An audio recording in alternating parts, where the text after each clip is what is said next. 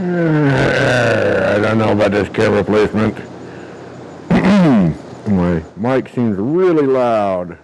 I'm going to try to fix that right now. See if that makes it any better. Okay. Any better? I'm going to go, maybe. I'm going to click on this. And then I'm going to type in stuff. I got my, it's not an iPad, my tablet. So I can try to follow chat a little bit easier. Bar Run Forge. Howdy, howdy, howdy. Can't stay. Still working outside. How are you feeling? Feeling great, man. Thanks for asking. How are you doing? I was not expecting the voice. I tried this a while ago and it wouldn't do it, and now it's doing the this is awesome. So, I wonder if I can connect to my Bluetooth speaker system. Let's go in here, pair device, see if it sees it.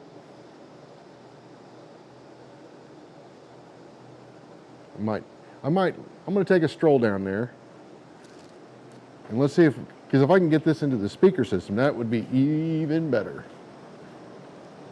Well, PRBT, I don't know what the shit PRBT is. Oh, fan, I'm walking right towards the fan, sorry. So, let's scan.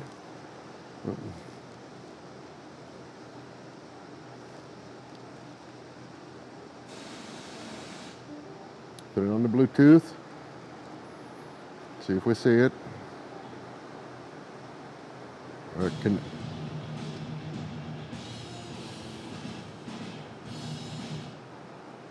Disconnect this one. It is Pile USA. So I'm going to connect.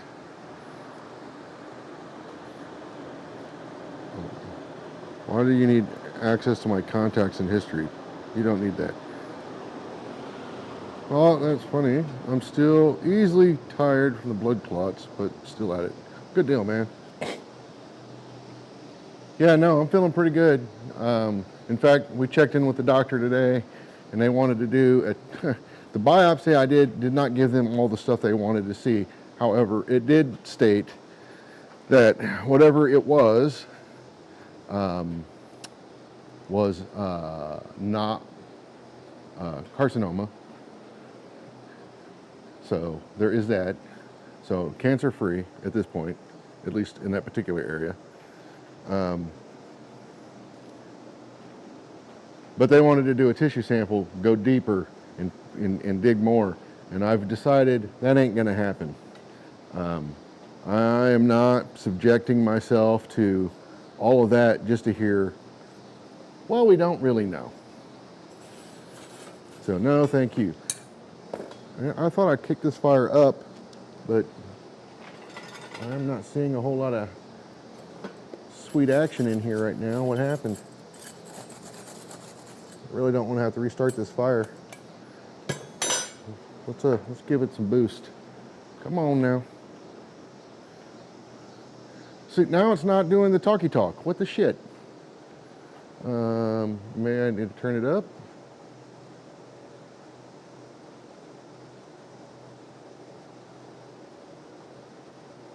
I wonder.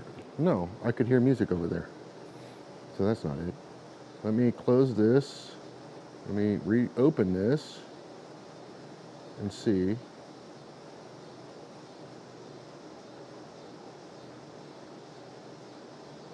says hooray. So of the 4 people supposedly watching, if somebody could type something in the chat, that would be handy dandy.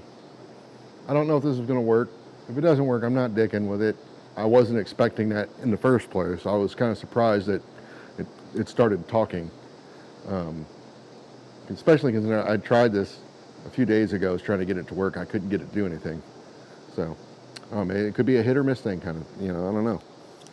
I just don't know. But anyways, I apparently have to work on getting this fire back up to heat. I can see some fire in there, so we're good. I just going to learn. Yeah, I'm working on cold forging. So I heard that. However, I didn't hear it loudly, so I'm gonna go turn that up. That's gonna be awesome. I actually had a plan for this, not tonight, but how to deal with the text to chat thing without endangering my laptop in the process. And that was just to set the laptop way back there in the back where the Bluetooth radio thing is. But if I can do that here and still be able to read it, because I can't always hear. I'm partially deaf in this, especially in this ear. So I can't always hear things well, especially if I'm working on something and I'm not paying attention. So I can still read it. I 3D printed this little, you guys can't see it, but well, you can kind of see it, but there's a little stand attached to my music stand that's holding my tablet that I 3D printed. And that thing is remarkably stout for being a 3D print. I was really impressed. And that's the small one. There's a bigger one that I thought, man, that seems like overkill. It'd be great for the laptop, but it's overkill for the music stand. Music stand can only tolerate so much weight before it just kind of gives up. It's a music stand. It was meant for sheet music.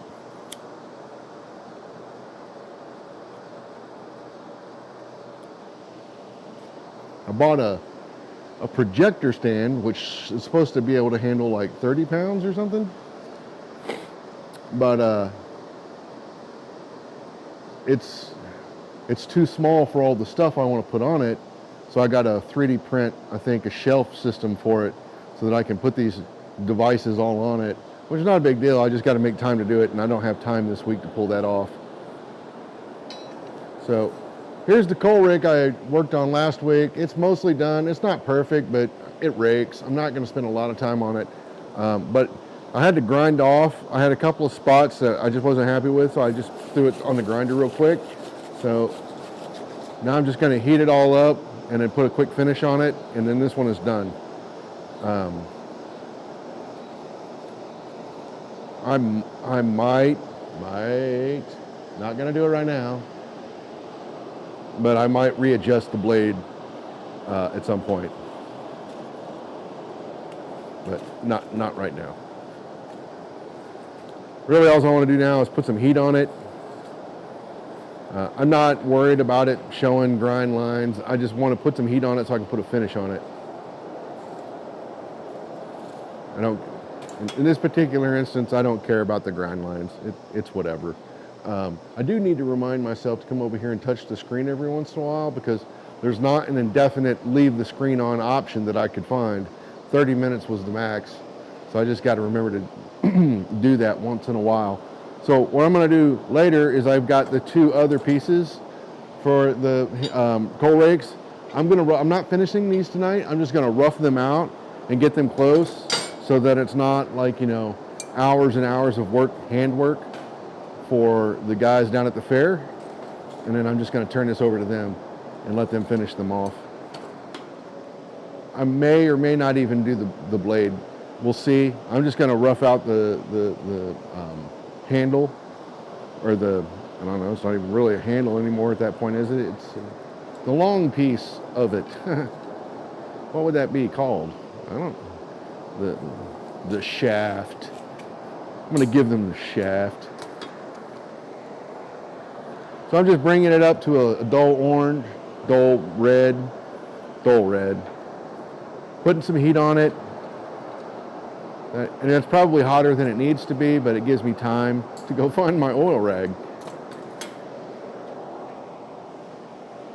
And then I can turn this down now that my fire is going good.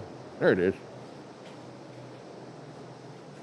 My poor oil rag is disintegrating and has turned into 2 oil rags.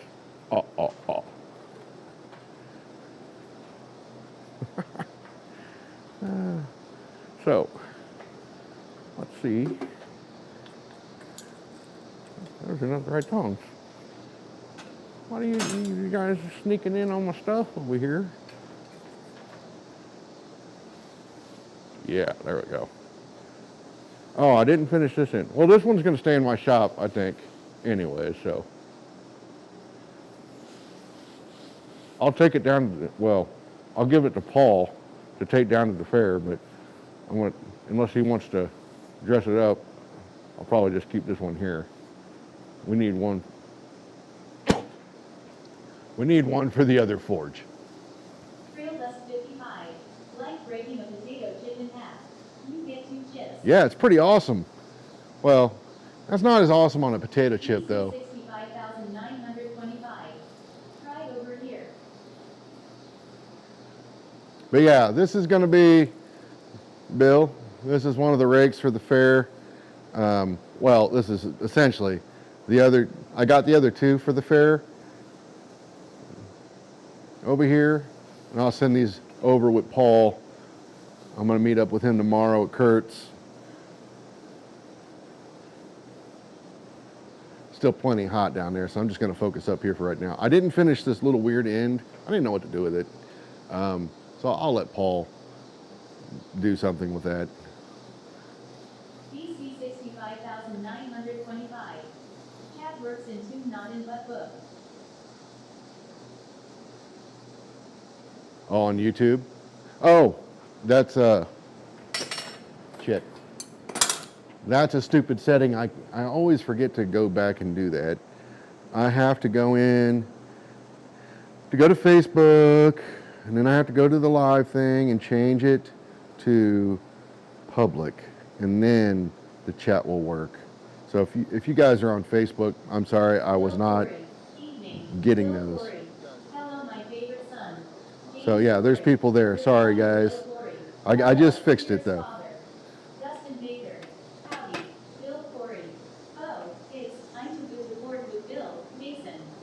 Tongs.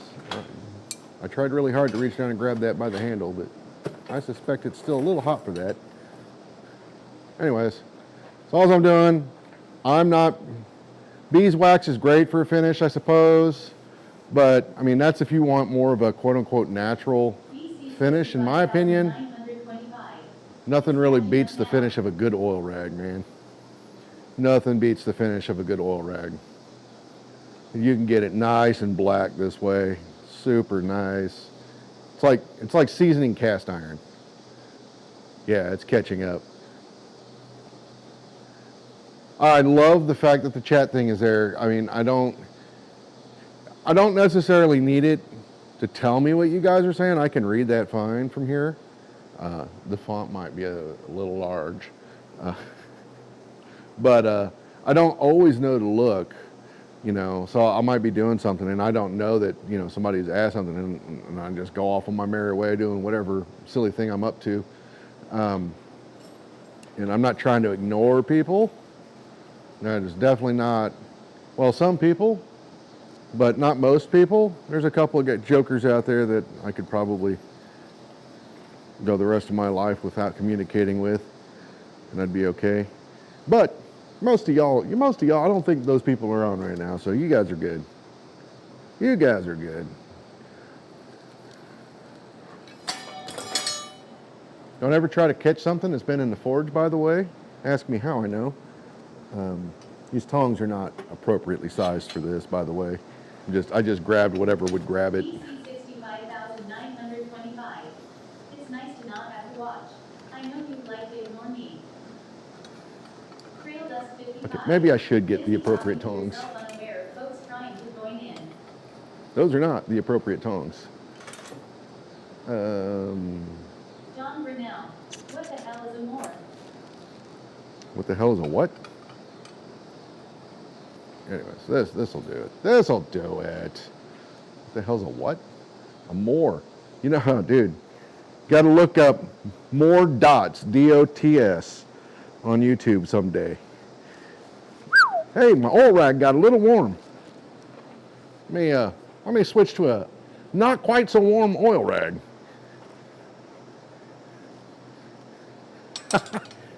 Yeah, look up moar, MOARDOTS on YouTube one day when you're feeling frisky. It's family friendly ish. It's my bedtime now. It's your bedtime now. What time is it? It's like 8 o'clock, dude. What are you talking about? Party. This is when the parties start. Of course, you worked at the fair all day, so you're probably wore out.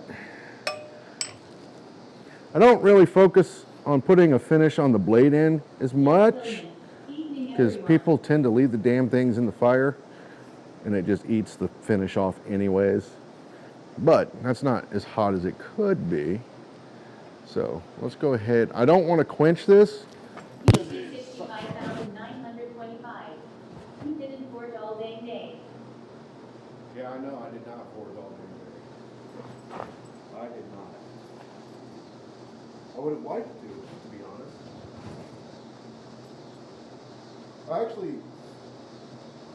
There was work things that came up. Otherwise, I was really thinking about coming down today.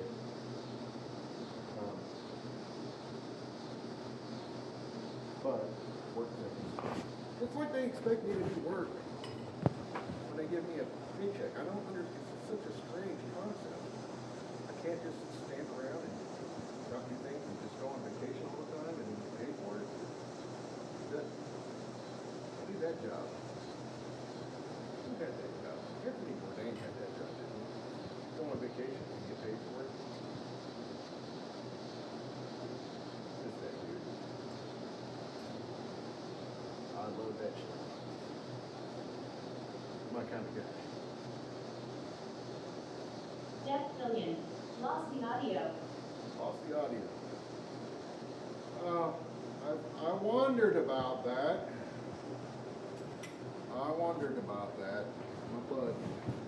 My butt done ripped the cord.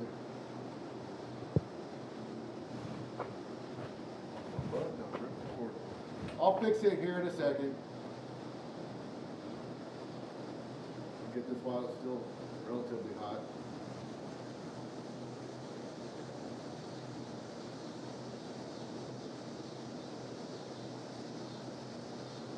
Alright. Still got to do the handle side. I'm going to let this cool off.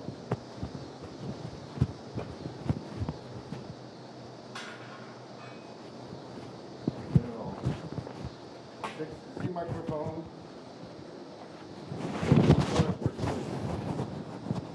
Good thing I didn't fart. You guys would have got like 3D action at that point. All right. We stuff this in. I think what happened is it fell too far down in my butt pocket. And I'm wearing a belt, and this clip really doesn't go over the belt very well. Usually, I do not have a belt on. I'm usually, like, if I got suspenders on or something, it clips to my pants just fine, but not today. All right, so next, God damn it, this tablet. Come on, tablet, wake up. All right, you mother. Already been 30 minutes? That doesn't seem right. All right, so audio should be good. I don't know about good, but the audio should be back. So what I need to do now is draw this out. I need to leave some material for the blade and then draw this out. I don't fully know how much material I need here. I could math it, but that's no fun. Right on. So that's no fun, but I do suspect I'm going to need at least 4 inches of this. So what I'm going to do, I'm going to measure it that way because the other bar is much longer. So I'm going to figure out about how much I need so I know where to cut this bar off. And we'll go from there. But before I get too crazy, I got to find the tongs I've been using to hold these. And I do not see them, which I do not understand. I just don't understand it. Anyways, if I cannot find them, I will make do with something. I'm sure these will work. They're not the greatest tongs in the world. They're not quite fit for that. I would prefer to find something a little bit closer. Now I see the tongs I was looking for, but these will not work anyways. So we will switch to the ones I just spotted. Just spotted them. Just spotted them. These are not actually, these tongs hold fine, but they're not really the best tongs for this particular application. Simply, there's not a whole lot of grab here. And I would prefer a little bit more purchase on this piece because it's kind of a, it's not round. I don't know if I can grab it from here. Maybe with the other ones though. Oh, hey, look at there. Now that's a better hold. I like that. All right, so what I gotta do is isolate some material, and I'm gonna try to isolate about 4 inches, and then we're gonna draw that out and see where we're at. But this needs to come way up this way. Trail dust being high. I'm late for feeding the horses. Be back shortly unless they get testy. Well, if you're late for feeding the horses, I bet you they're gonna get testy. They're anything like my dogs. Those dogs, man, 5 o'clock rolls around, they're like, yo, where is our food? We allow you to be our human, but we will not stand for this kind of atrocity. Will not stand for it. So I'm gonna come over here and click on this thing, and which really does nothing, but hopefully keeps the damn tablet from shutting down. I wonder if I think there's a thing. Well, that might have been my MacBook. But I thought there was a thing that it would follow, like if you were looking at it, it would prevent it from shutting off. Maybe I need to look into that because constantly touching it, especially with these grubby fingers, not really ideal. So let's turn this bad boy up a little bit. Let's oil this bad boy up. I've not used this in a few days. Well, actually, that's not true. I used it a couple nights ago. So I'm not showing you any of that work. Just know that Rob came out here at like 10 o'clock one night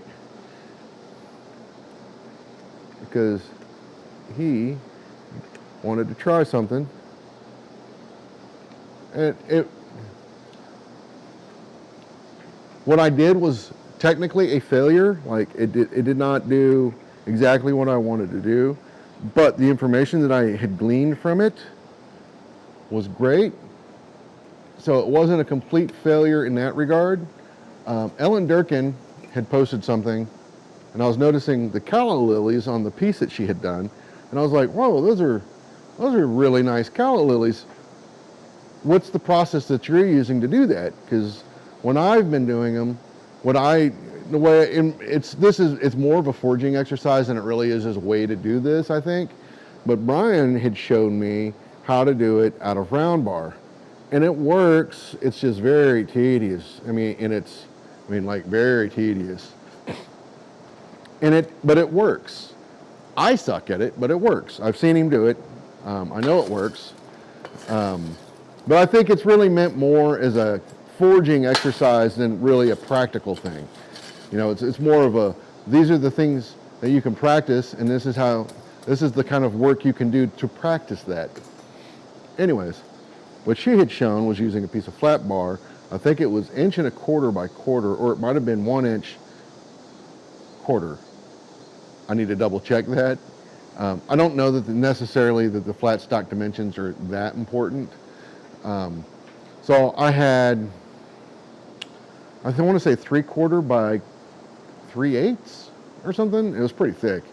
And I just played around with it. First of all, biting off at 1 inch for the thing that comes out of the calla lily, way too much material. Way too much material. And then the set downs, it was there. I was just using the power hammer to see, and then ultimately it was the power hammer that killed me. That power hammer with those fullering dies that I have on it, I just think it's a bad combo. It hits way too hard for those fullers. And it's for me, this is machine over here. It's got a different drive wheel than this one, and it just seems a little harder to control, you know, and get those nice soft hits out of it. All right, so I said I was going to isolate about 4 inches. Hey, you guys, get out of here. I'm going to put this over here. I do not have, where in the hell? Oh, it should be in my tool bucket. I'm looking for my square. It ought to be in my tool bucket, but I don't know that it is. Aha, it is. Looky there. Looky there. So we're already at almost 4 inches. How be? All right, so there's 4 inches. I'll just use the guillotine tool to separate or isolate that material real quick. Real quick.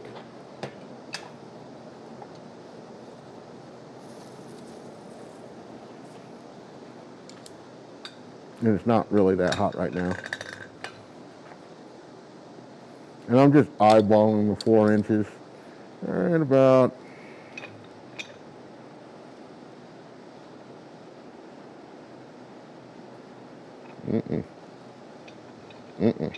Come on back. That looks good. Good enough. Good enough for this crowd.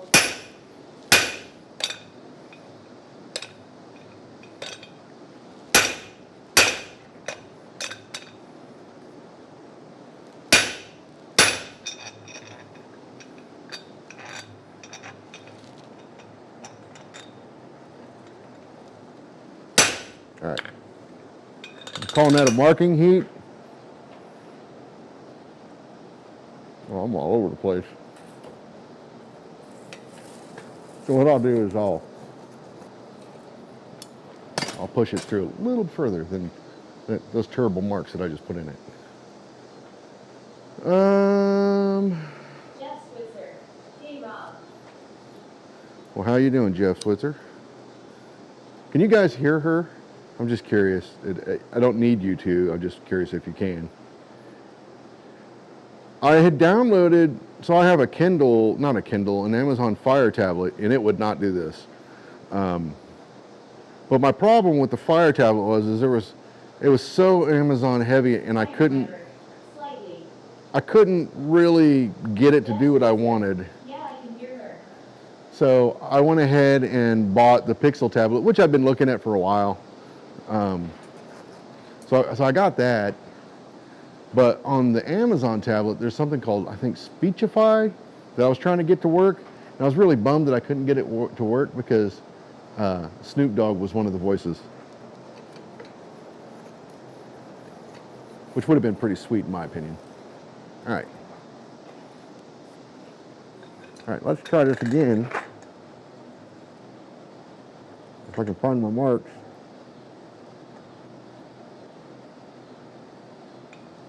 I think that's them right there, so I'm going to put it on here. So ring above that mess. Okay, that looks better. Turn it.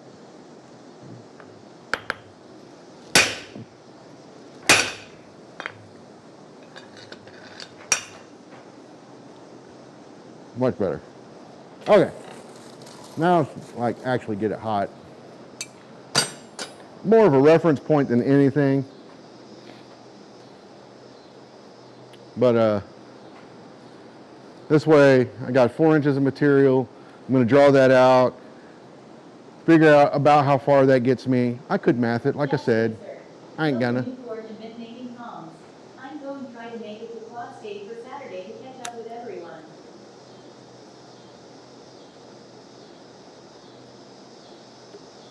Saturday? You're supposed to be there Tuesday, and then you leave on Sunday. Saturday? Come on, man, come on. No, I get it. I get it. Not everybody can take that kind of time off. I burned a week's worth of vacation just for Quad State. I always save a week's vacation for Quad State. So I will be there Tuesday. Jeff Switzer. Well, I'm a female robot. Indeed. But hey, you're a sexy female robot, right? Come on. Got to give yourself some credit. What you doing, Benster? What you doing, buddy?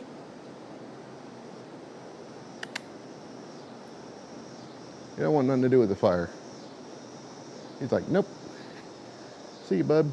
If I had bacon, no, I bet you he'd come over here. Or steak. Jeff Switzer. Damn right, I've been a nasty robot. Tears of joy, tears of joy. Iron Weber. I will also be out there with you Tuesday, most likely. There's no most likely about it, Paul. You will be out there. You're gonna pack your shit on Monday. You'll come over to my place Monday night, and then we're gonna head over there Tuesday morning.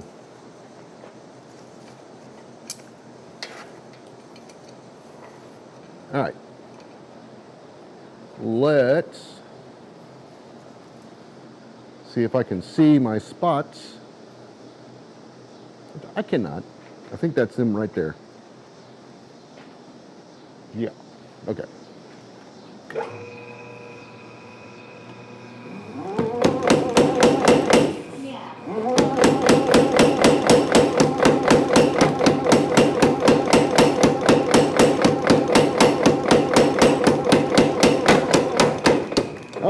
Oh. Twisting in my tongue.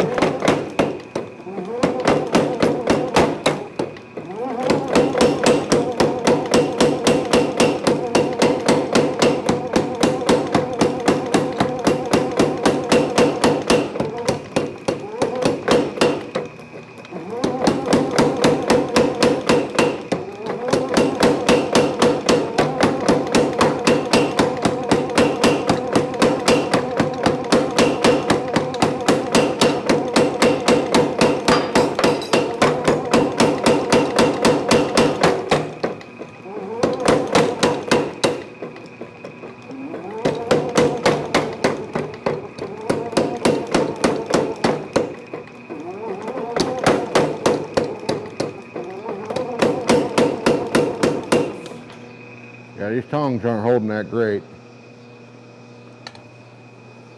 Twisting in it or spinning.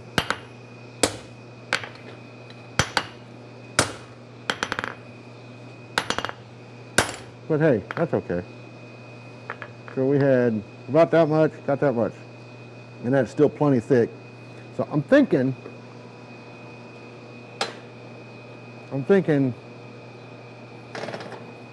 I'm actually not thinking.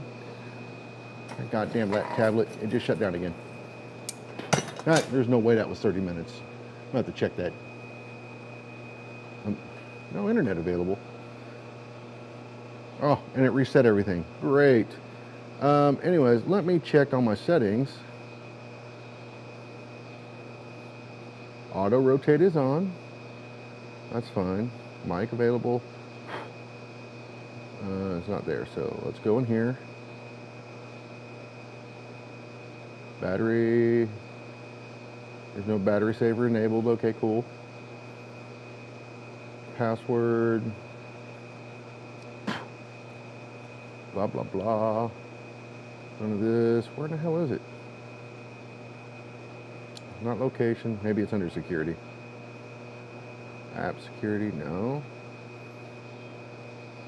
Display, maybe. Lock display. Lock screen, show all notifications. Timeout after 10 minutes of inactivity. What the f? I did not. I could have swore I put 30 minutes. Screen attention. Prevents your screen from turning off if you're looking at it. Okay, I don't know how the hell long do I have to look at the damn thing? So anyways, let's go back to this. Only 1.5 hours from Rob's shop. So yeah, I missed some chat. I'm sorry. Damn tablet. I wonder if you can get, I forget what it's called now. There was an app you could get for the Mac. I'm sure it's Windows too, but it would like it would randomly move your mouse like every couple of minutes to keep your screen from locking. And it was because like a lot of corporations, they have their own like policies that you can't change, and the timeout was one of them. So they wrote this little app, and it would just move the mouse every couple of minutes so that it looked like they were still there. You know, because, you know, when you get to chatting with your coffee and your donuts, I mean, you can't be bothered by, you know, come on, come on. So I wonder if there's something similar to that for a tablet.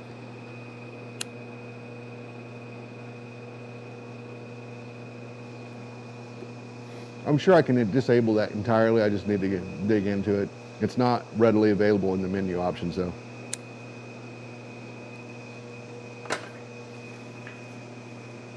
So this is not holding well. It's holding, but it tends to turn in my hand. So we'll just see what we can do.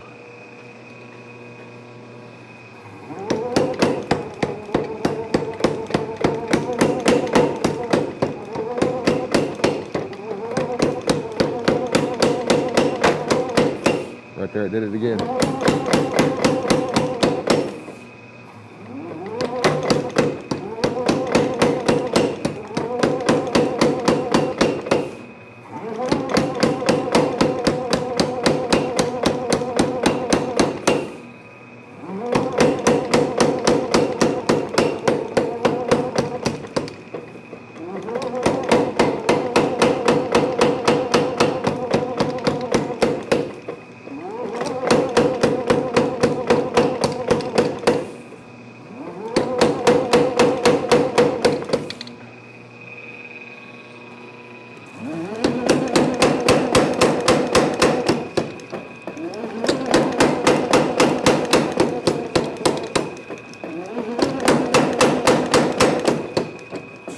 Okay. So I'm going to say that 4 inches is probably enough because I haven't even touched this up here yet. I did take a little bit extra up here, so I didn't mean to, I just did. Sorry.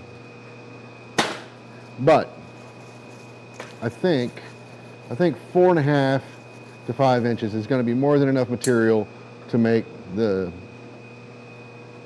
shank, whatever we call that thing. I think that's going to be plenty. I think that's going to be a plenty. And just out of my own curiosity at this point, what I'll likely do is math it when I go in tonight, just to see. But see, now she's not reading. What the hell? Come on, lady.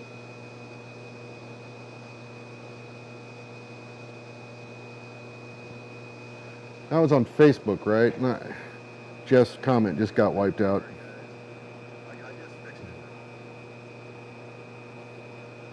What the shit? What the shit? Comments? Any tips for relearning how to forge weld? I've been having good success with 1/8 round bar. It's like riding a rusty bike.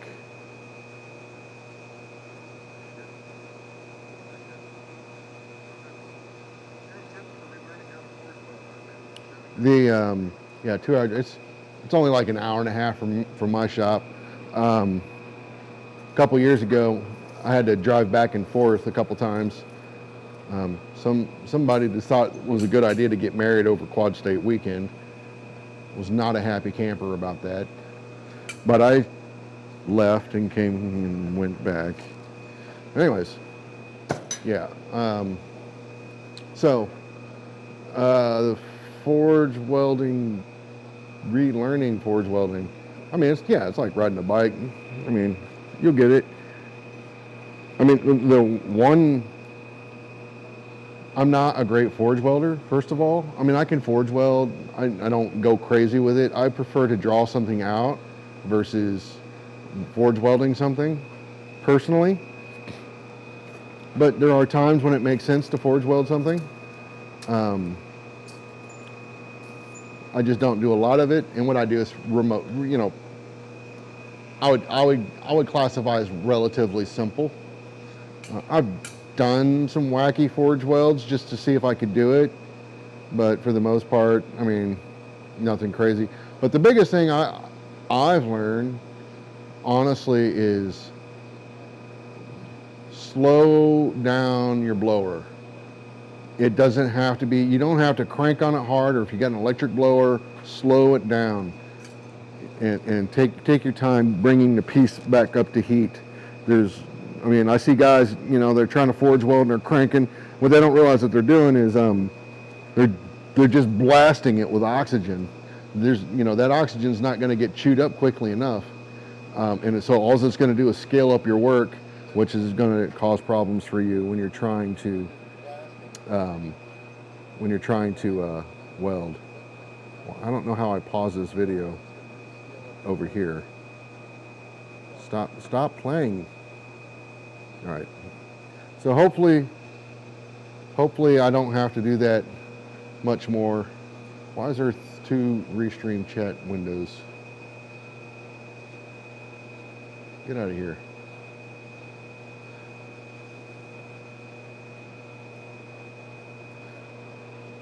Well, I mean, honestly, after Quad State, almost any weekend, for the most part, is open. I don't know what your schedule looks like, but I mean, if you don't work weekends and you can get out here.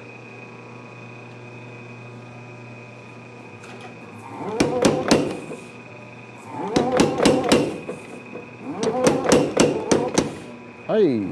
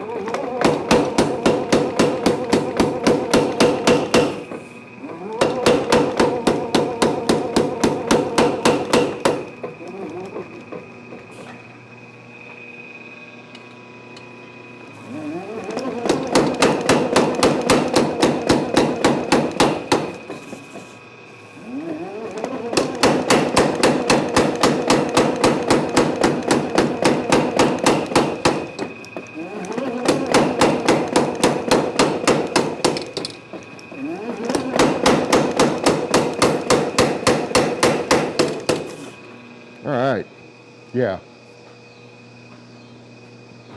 4 inches is definitely enough material. I don't know. It's still plenty thick, so 4 inches is definitely enough material to do this. I mean, because it's going to taper out anyways. So there's still plenty of material here to work with. So that being said, what I'm going to do on this one is let it cool down. And then I'm going to switch over to this one real quick. Well, if I can put my tongs down. I'm going to switch over to this one. And I'm going to, ooh, that's getting warm. I can quench this one. So what I'm going to do is cut this. I'm going to cut it longer than I need for right now, just to be on the safe side. Plus it gives me something to hold on to. But before I cut it, I'm going to draw this, the 4 inch here, I'm going to draw that out. And I'm not going to measure it per se, simply because I know my dies, see, she's not talking now. I'm glad you survived, man. I'm not going to measure it this time because I know my dies are 2 inches wide. So if I just go in, boom, and then put it in, boom, I know I'm at the 4 inches. So I'm just going to get this hot. I'm not going to touch that. Where is my rake? Oh, there it is.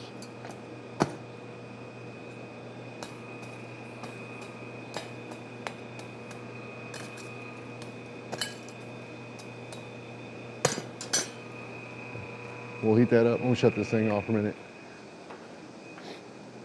I don't know why she kind of goes through phases where she's talking and not talking. I wonder if it disconnected from the Bluetooth. No.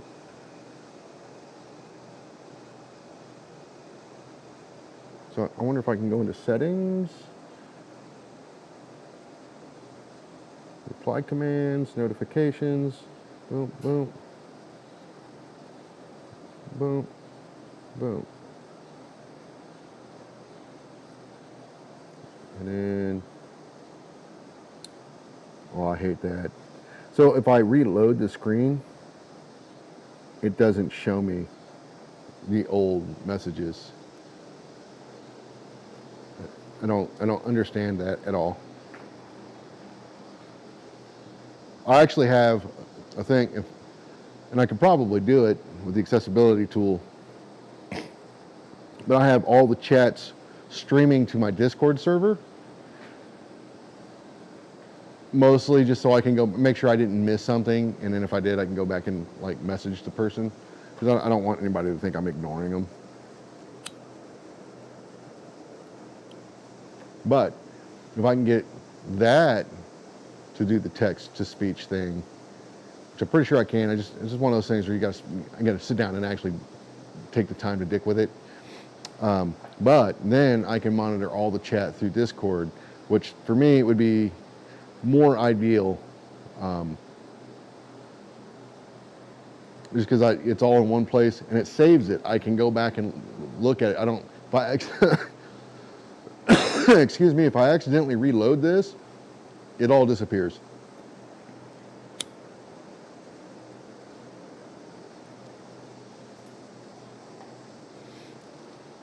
So, I mean, I'm trying to not do that, but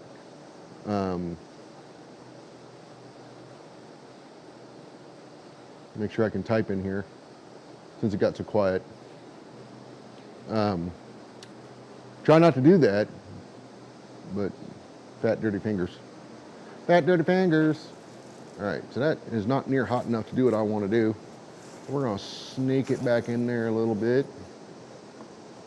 We're going to kick this fire up a hair, give this a jiggle jaggle, get burned in the process.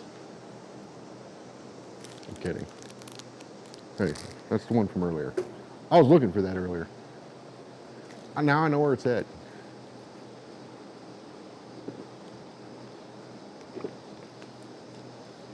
Steak, Brussels sprouts, and some rice. And I cooked that steak perfect. Perfect. I always cook a decent steak, but those steaks were cooked perfectly. In my mind, for me, the way I like them. They were pink, but not bleeding.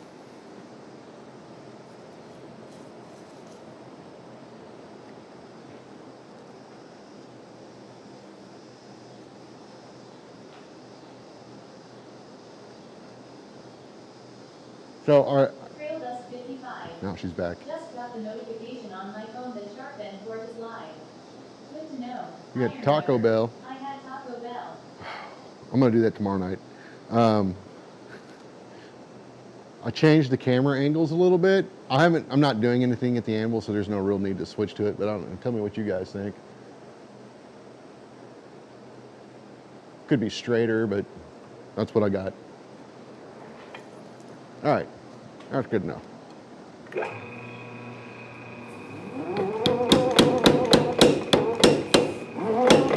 All right, so then I put up another one.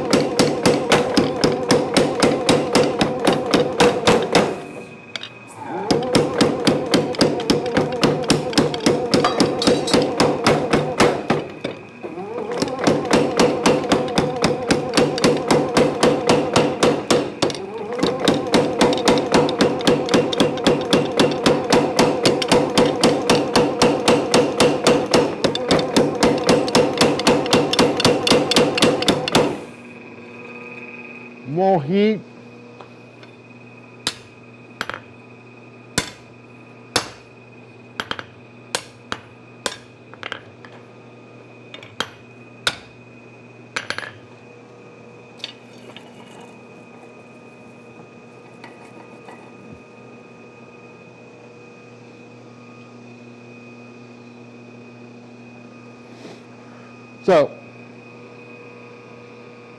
the material that I have now should be enough material to give me the length that I'm looking for. What is about like this? I don't know what that is, 18 inches or so. I have a measuring doodad.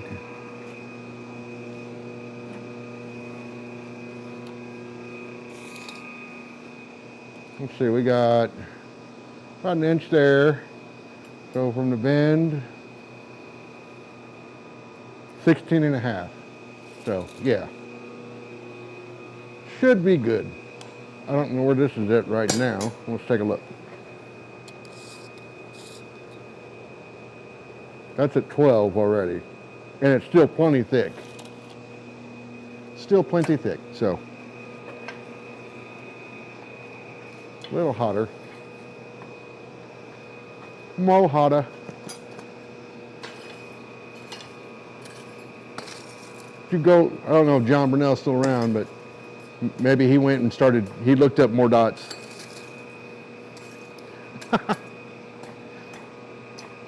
That's an old one too, man. It's an old World of Warcraft thing.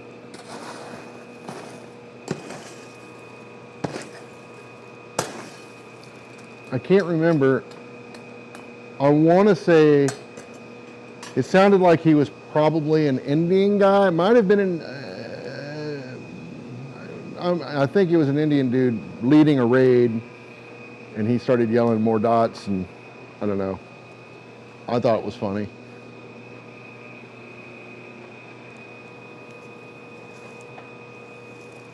And there we go.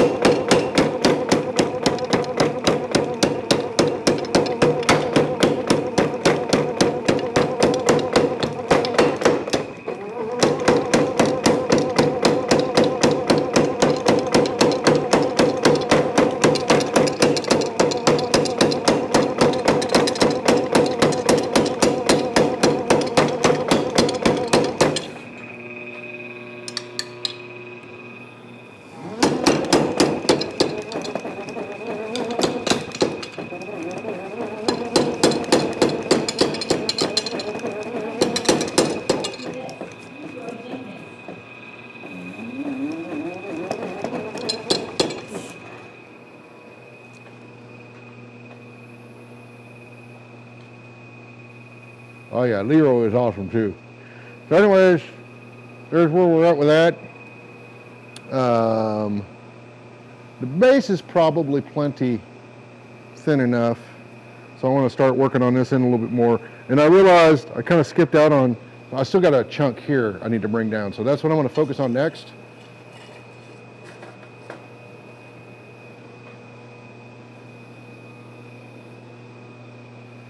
But I'm just roughing these out tonight. Paul is going to either do them or hand them off. He's probably going to do them. Tripping over guillotine dies down there. So I'm just going to rough these out, get them closer so they don't have to like spend 3 days drawing them out, and then do the thing. Do the thing. I love how the fact that they call you iron weaver. Like, is that how they say weaver in the UK? They call it weavers? Is it? This is really weird. I think I played with that once and changed the accent, and they still said it the same way.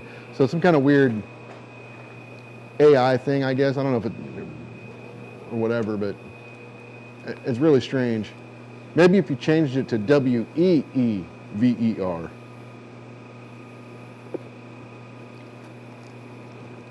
Lawrence is 91. Hi from Germany. Oh, Germany, right on. How you doing? Kind of late over there, isn't it? 8, 9, 10, 11, like midnight or something, 1 in the morning?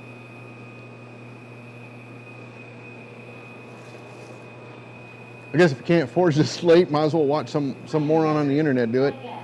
Backwards ass people. Yeah, you should just 3 a.m. Yeah, I knew it was a little late.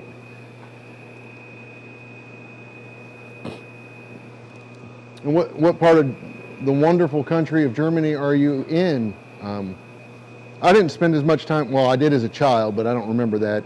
But the last time I was in Germany, I really didn't get to spend the time there as I would have liked.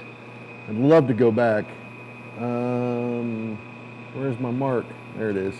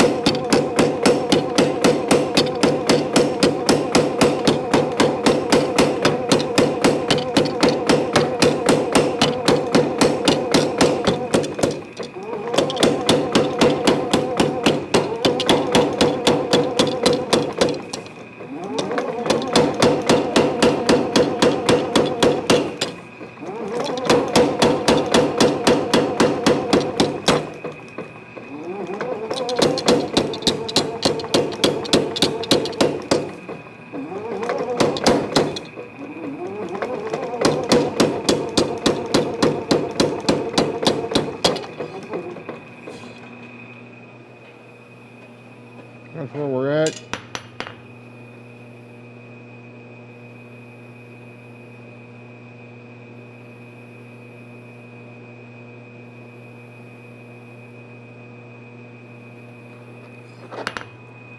Feeling like shit. Well, I hope you get to feeling better. I feel fine. The last time, so we flew out of Frankfurt. So the last time I was there, I was helping my friends in their band. They're in a band called Apostle of Solitude, and they played at Doom Fest. They've played several Doom festivals over the years there. This was in 2016. So my favorite moment of being in Germany was being asked how we could allow the orange man to become a president. And I was like, that's called democracy. Love it or hate it, that's what it came down to. But anyways, that was one of my favorite questions while we were there. But we were there for a week and played six different countries while we were there.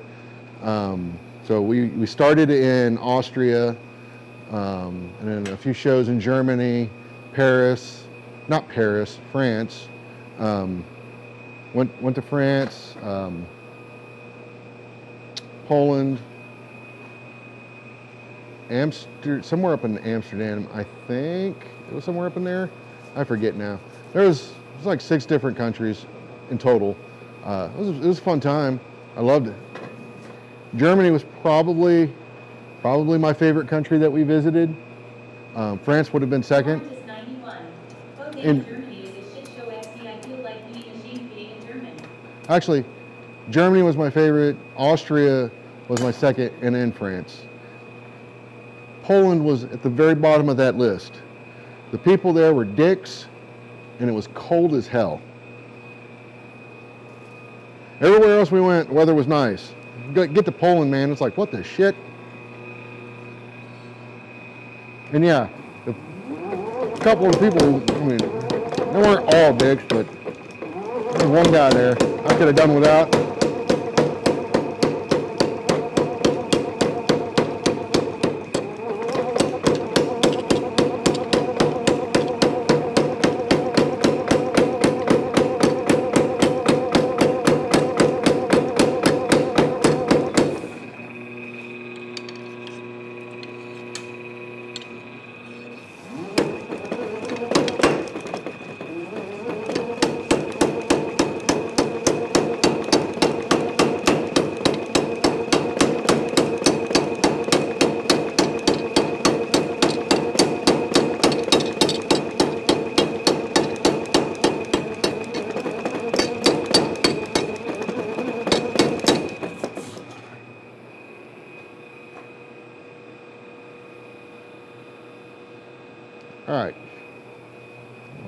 out with that, but we're almost as long as the other one, and this one's been rounded up.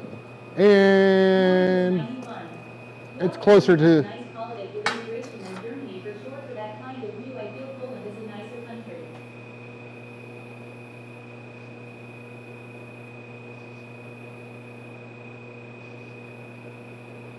well, I don't know anything about that aspect of it politically. My country's got enough political problems. I don't need to follow y'all's. Lawrence is 91. I am not a racist, just to make clear XD. Oh no, I get it. Trust me.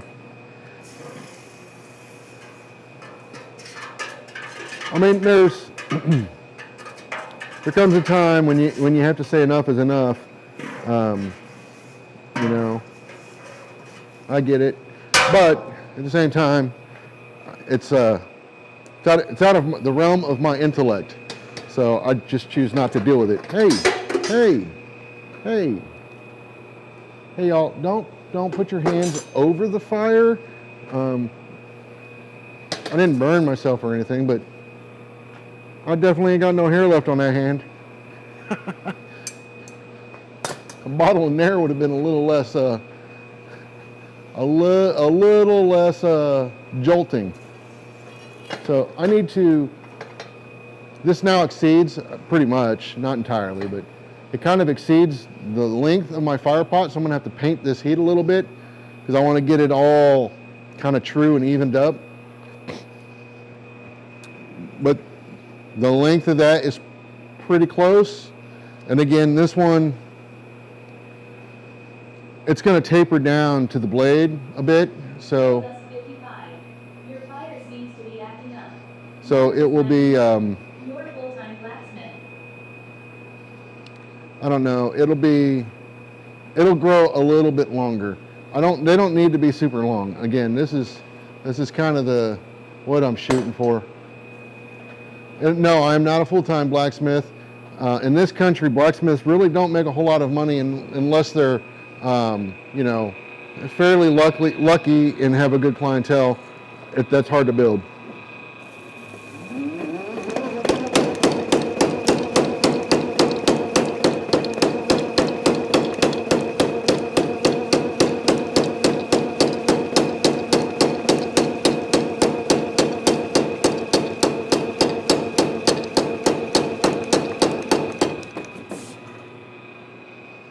Okay.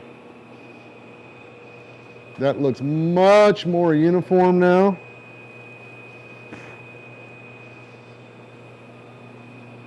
Not straight though.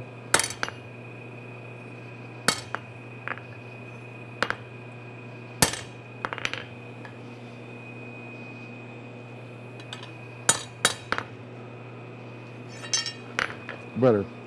So, I don't know. Let me turn this off.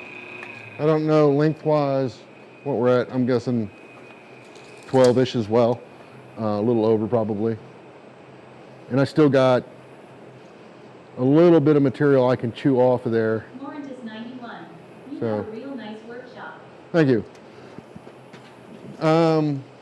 Yeah, this is like,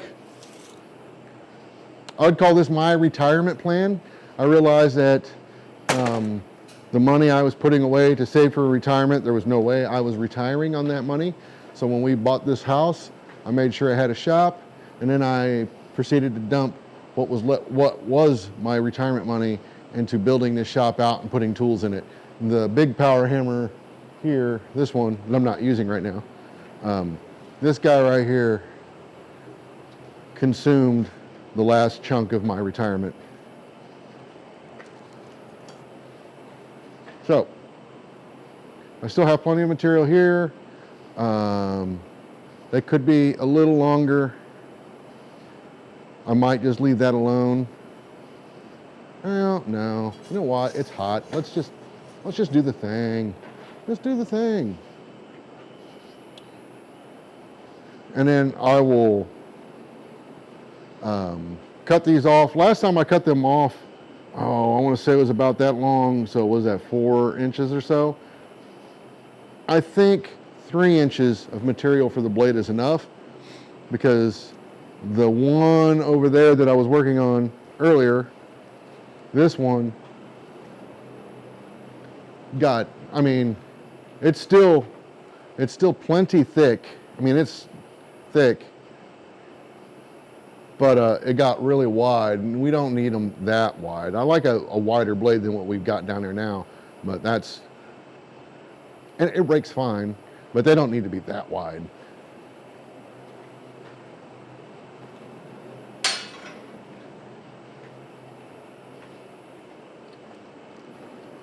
Lawrence is 91. What is that used for?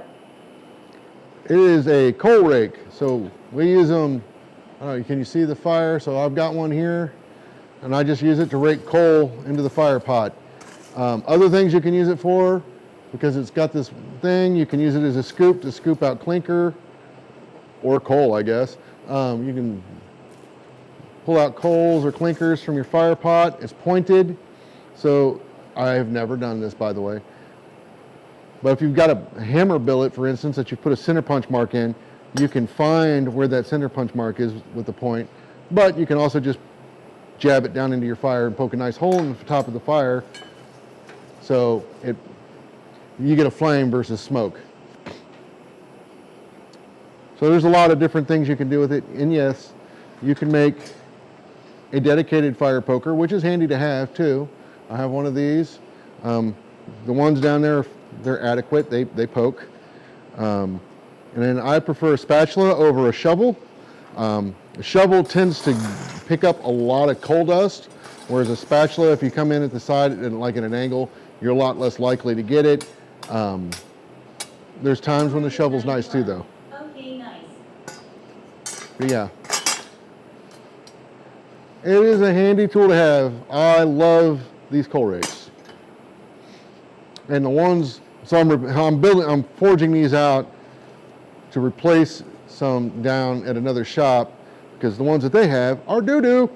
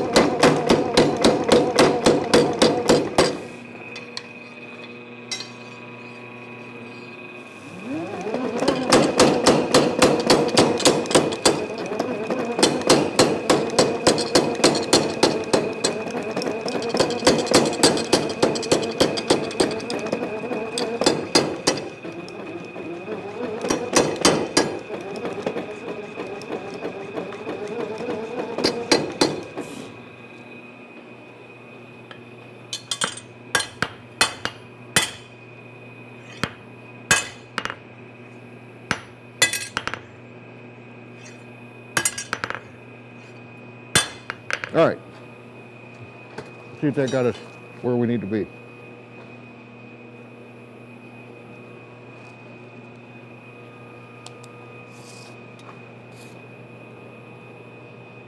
$14. That's good. That should be good. Big old spider just ran by.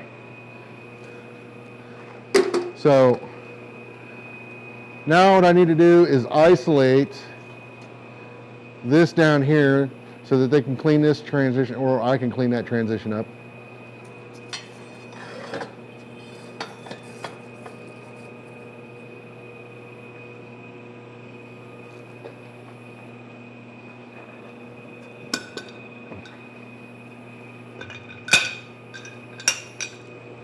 And I'll use the guillotine for that.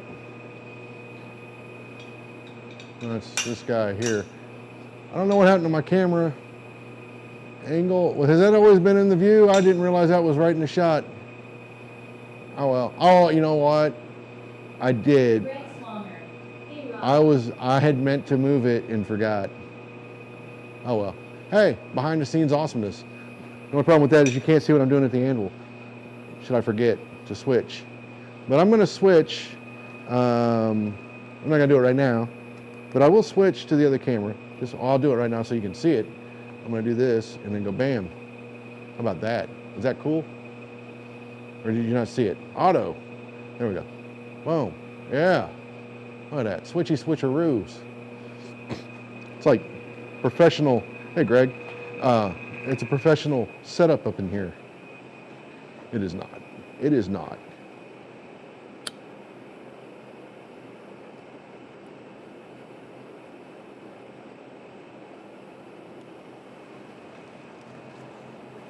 All right, so I need to take a chunk here. I need to take a chunk right in here. I didn't switch. I said I was gonna switch. I said I was gonna do it.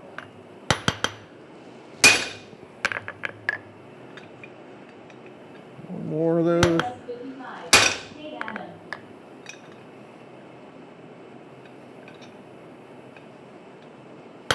Scott Bird 72. Wish I had that set.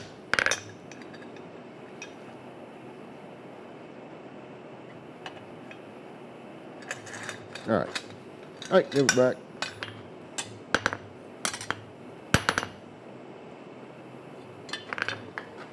Jeff Billion. Hi, Adam. All right, so I'm gonna let this one cool off and I'm gonna get back to this one. This one needs a lot of things, but it needs, I think, a little bit more length, but I think I'll get it.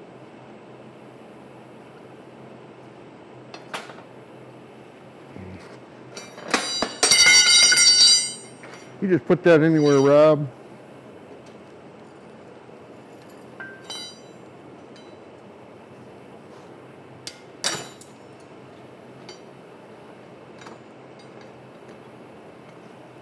So, handle's a little longer.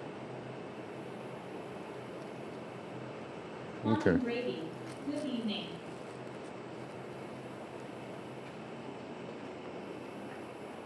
Quantum Gravy. Hey, what's up?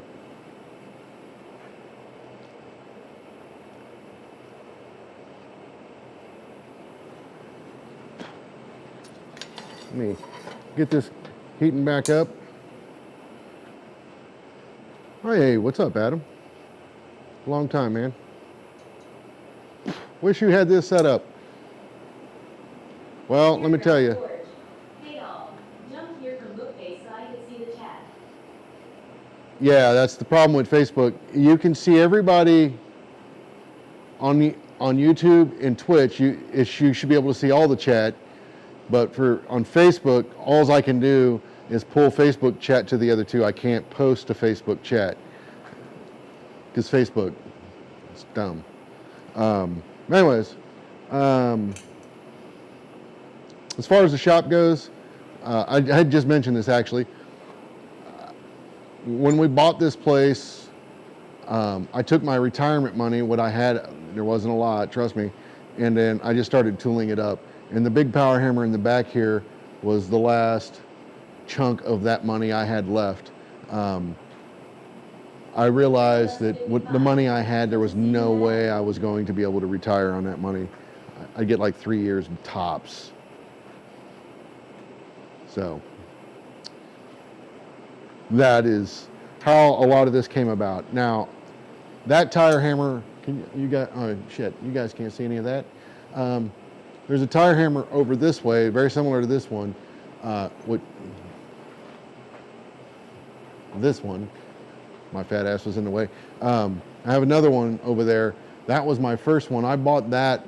I just saved my money and went and took the thing. And then when I did the retirement thing, when we moved here, We went and built this one. Me and Paul went and built that one. I bought a press when I moved in. Retire. Isn't that just putting new wheels on for the next stage of the journey? Yeah, I'm not sure what it is because I don't have enough money to do it. But so I bought a press, that power hammer, and then I've got some machining equipment in the back of the shop. But I mean, most of the forging stuff that I have, I just found them online. You know, it was like, I mean, I am saying anything. I don't think, well, other than Brian's anvil in the Holland anvil, I didn't really spend more than like $300 at any given time on any of the forging equipment, other than the tire hammers and the power hammers, obviously, but everything else, not so much. A lot of the stuff I fabricated or forged with Brian and Ed Brazil, for those that don't know. They're basically my mentors. So did a lot of work with those guys, and they really helped set me on my path. I'm going to see if I can do this. I'm going to paint it this time, like I said I was going to last time and did not.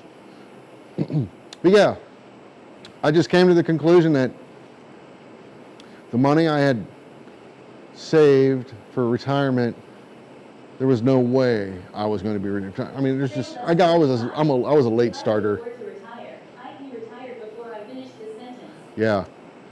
I mean, had I started much younger, I didn't really start paying into a 401k until I was well into my 30s.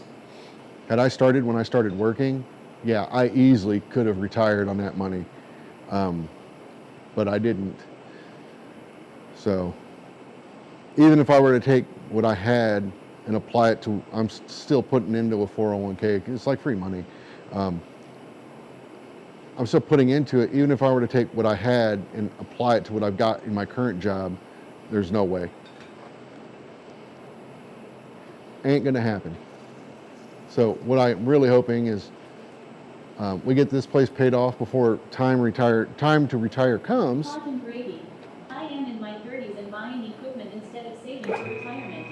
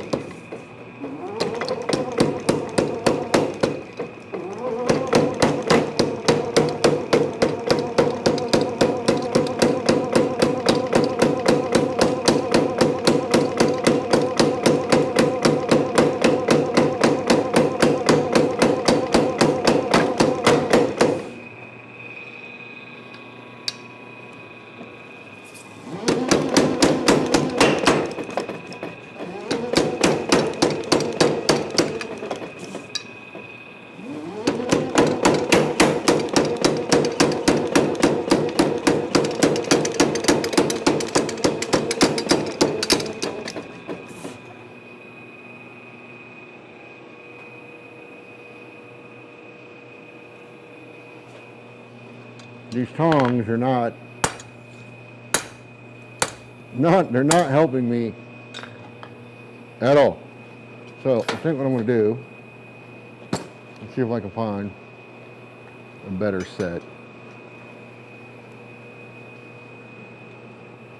of tongs. Let's see if this works any better.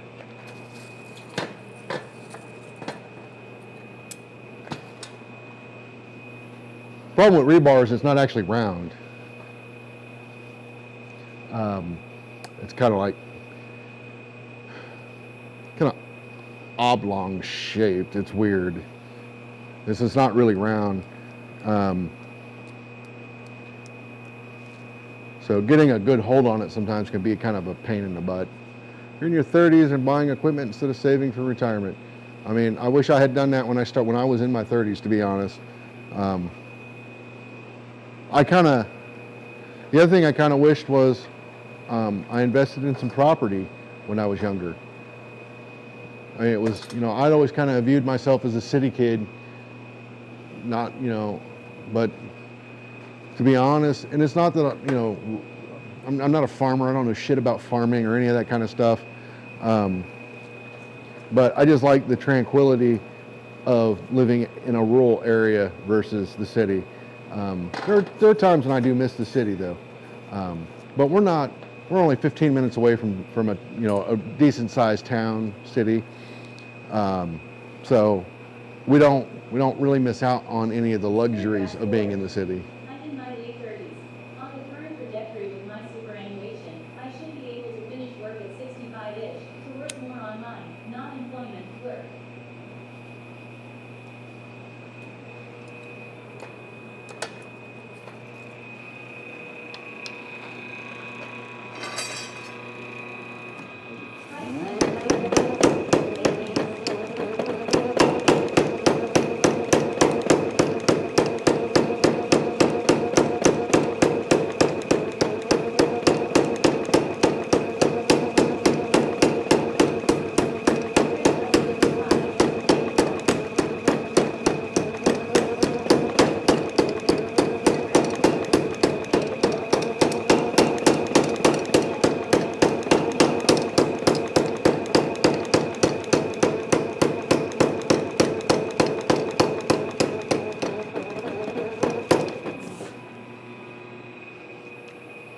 Much better, much cleaner. How are we looking lengthwise? We're about the same once I draw that out. And this one's still thicker.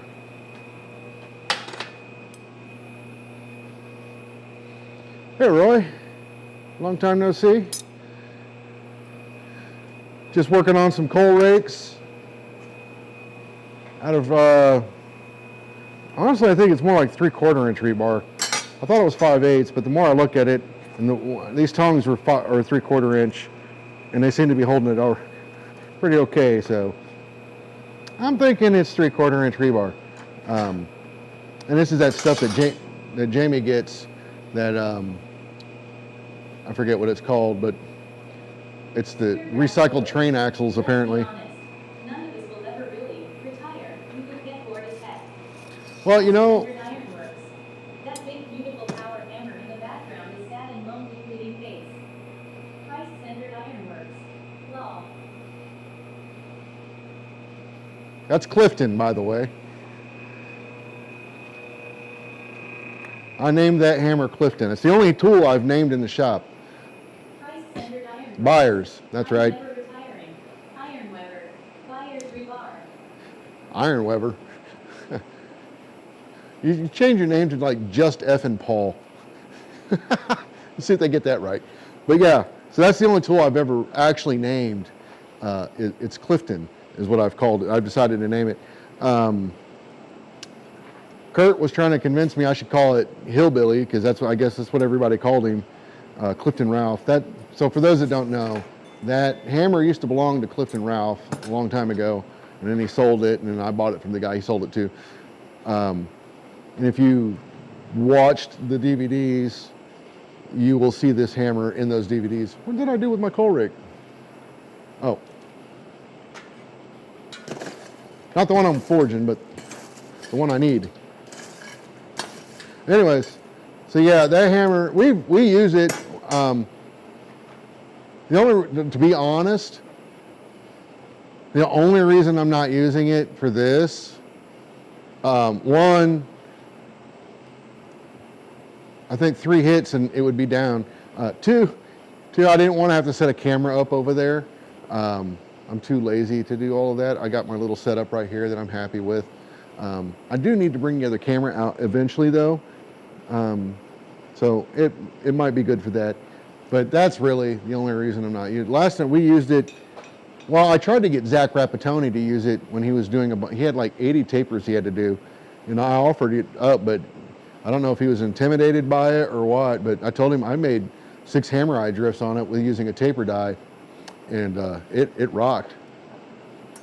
But he preferred to use the tire hammer. So this one is almost there. He used it for one. He used it for one. I remember he looked at it for a minute, but I couldn't remember if he actually forged on it. So this one is, it's still plenty thick.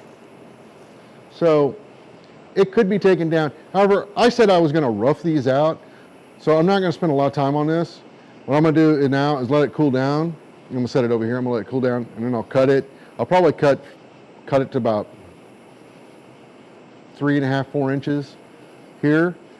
Let it cool down, and then that way I can hold the other side, and then I'll rough out the blade end. And again, I'm not finishing these off. I'm going to let the guys down at the fair do that. Which I have a bad feeling it's just going to be Paul doing it, but Paul is not meant for you to do alone. Damn it. Make some of those other guys do some work. But yeah, I'm going to let these cool down. Hey. I'm going to let these cool down and I'm going to move on to something else. And when they cool, I can cut them and then work on the blade end, and then that will be roughed out enough.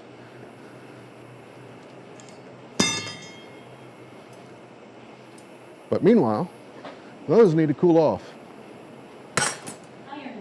And Roy, if you're still around, anytime you want to come down and play on Clifton, you just let me know, buddy. We'll make it happen.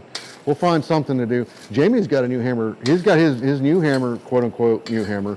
He's got the 165 up and running. So I haven't even used that. Everybody else but me has used it. Last time I was out there, I wasn't feeling good. So I just didn't really do much. But I am now, I feel like I'm at 100% now. So hopefully I stay that way. The doctors never gave me a clear-cut answer other than I am cancer-free, at least in that area. So no cancer in the areas, but they were trying to talk me into like going and getting a tissue biopsy, which I know what that means. And they want to cut me open. And I'm like, nah. I'm not letting you cut me open for well, we still don't really know what it is. I'll bring something big. Speargrass forge. Wish I had things like that in my region. They are rarer than unicorn eggs. Big hammers are rare for you guys out there? I could see that, I suppose. I mean, yeah, I could see that.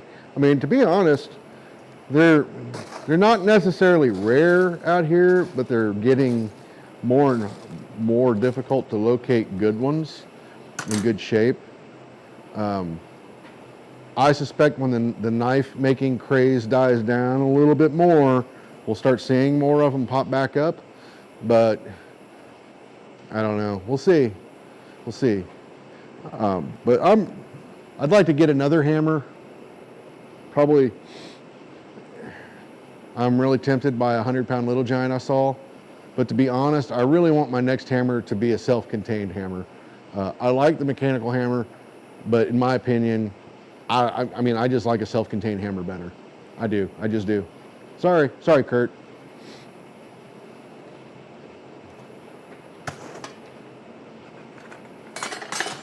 There's a lot of flexibility with a mechanical hammer, but there's a lot of other bonuses to a self-contained as well. And you get good on a mechanical hammer, you can get past a lot of that stuff, but you know, it's one of those, do I really want to spend 5 years, you know, becoming a featherfoot? Yeah, I've never seen one in my region.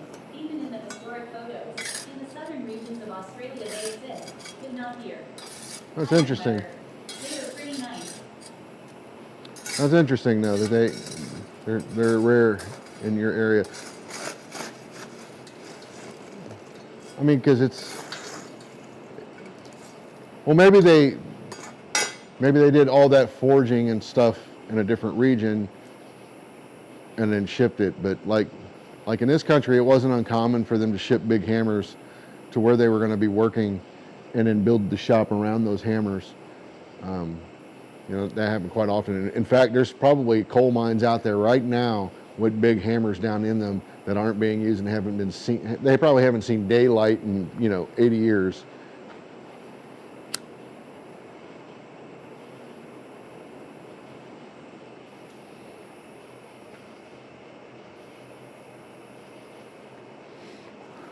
But yeah, I'm really thinking my next power hammer is going to be a self-contained hammer. I got the 2 tire hammers, and honestly, if I get a self-contained, I'm likely to sell one of the tire hammers because I just won't need them both. Price-centered ironworks. Big news from my neck of the woods. We're halfway through the process of having a 200 amp service to the shop. Oh, nice. Power biceps, biceps, biceps.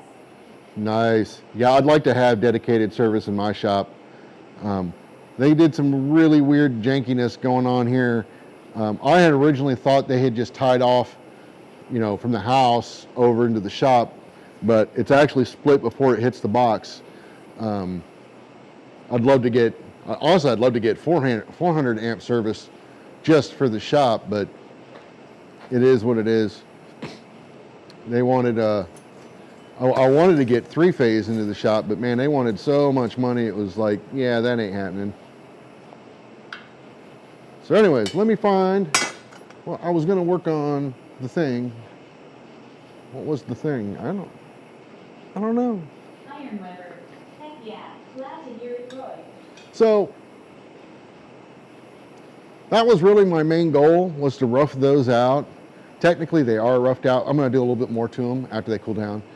But in the meantime, I had not in the least considered what I was going to work on after that.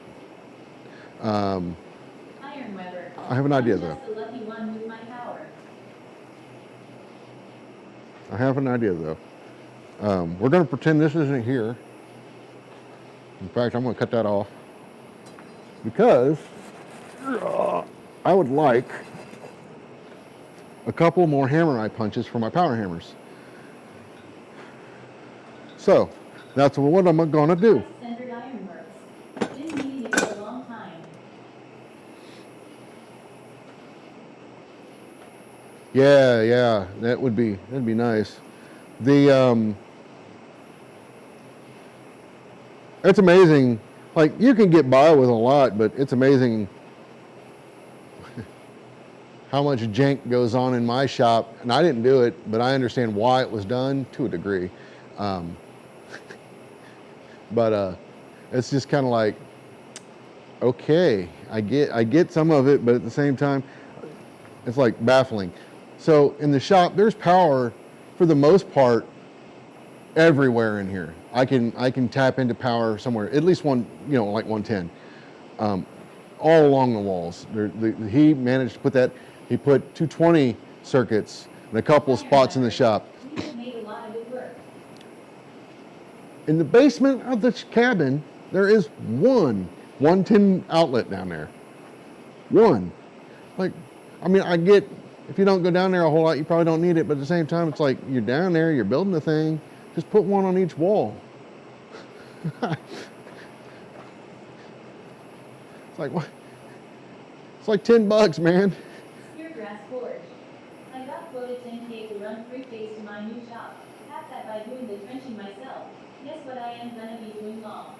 Yeah, dude, I don't know what it's like, pricing wise there, but here to get 3-phase to my shop, they said it would. Well, they said a couple things. One, they said it would probably cost about $80,000, and two, they likely wouldn't do it anyways because nobody else along that line would be utilizing it. Therefore, it wouldn't be worth their time. So, boo-hoo for me. But yeah, all right, 10K, if it was $10,000, yeah, I would have found that money.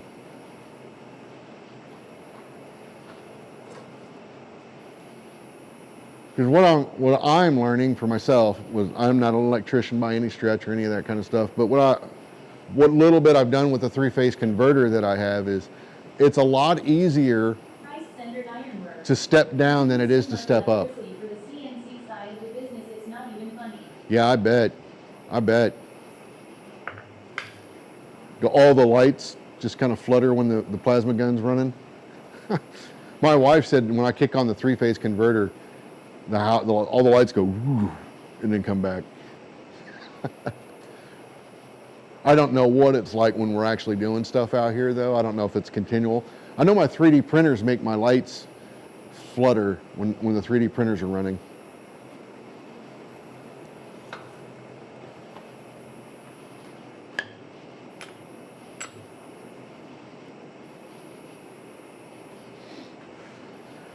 Okay, so what you're about to see is not a knife. It is not. It is not a knife. Rob would never have tried to forge a knife and then got bored with it and left it on the end of his piece of coil spring. Iron Weber. I got lucky. I've got three-phase native on my property.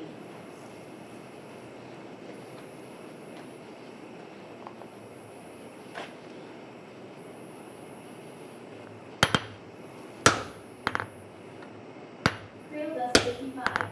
Flutter lights. Sounds romantic.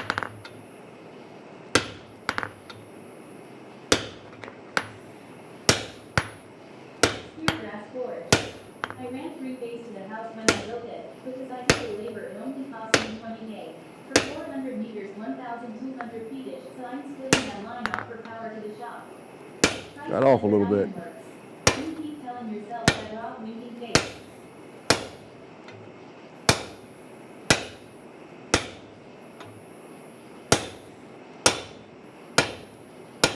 It's 3/4 inch coil spring.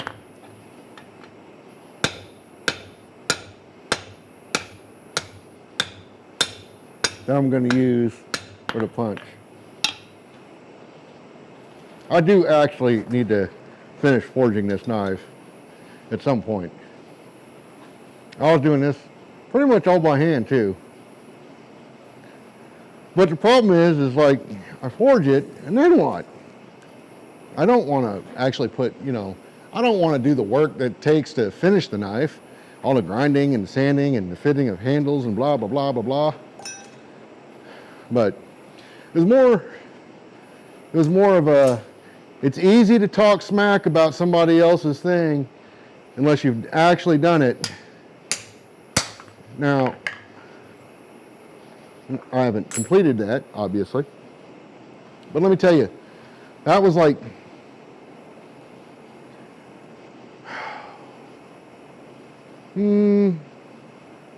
maybe an hour and a half's worth of work.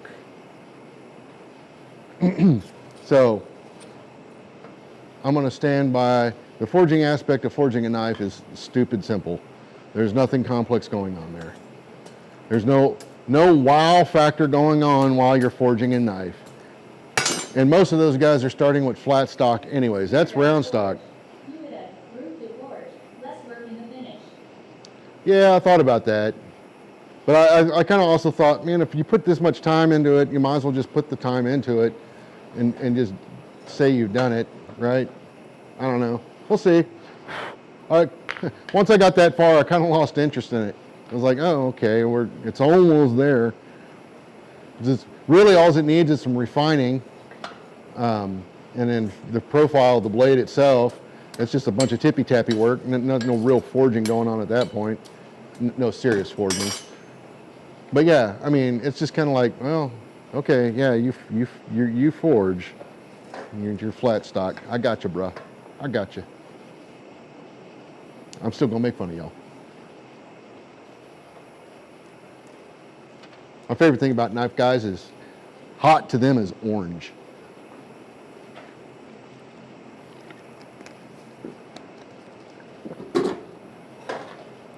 That's hot. Well, it was until I had to switch cameras. Let us see.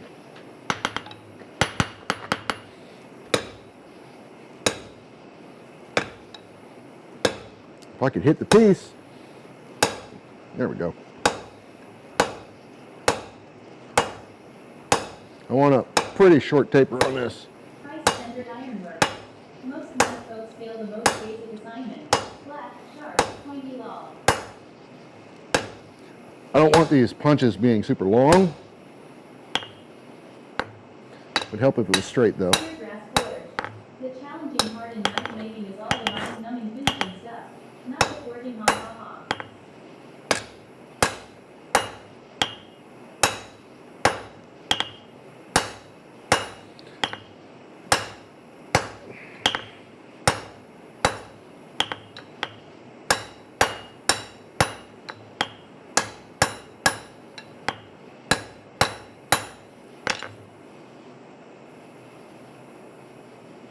Not bad.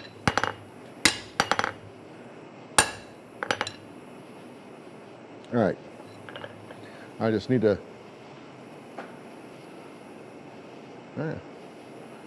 Not shabby at all. Oh, you can't really see it. There we go. Not shabby at all. Christ-centered ironworks. Taking all day to put a point in the end of a bar is not my cup of tea. Sophia Huff, I am in your walls. I am in your walls. This is my daughter, and she's in the walls. What the hell are you doing in the walls? How do you get in the walls on a log cabin?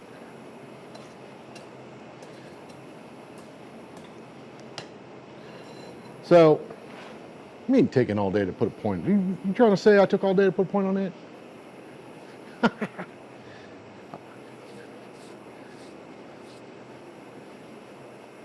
I'm an old man. Give me a break, man. 3/4 inch coil spring. It's supposed to be hard, remember? It's supposed to be tough stuff to work. Iron weather. Magic. That's how.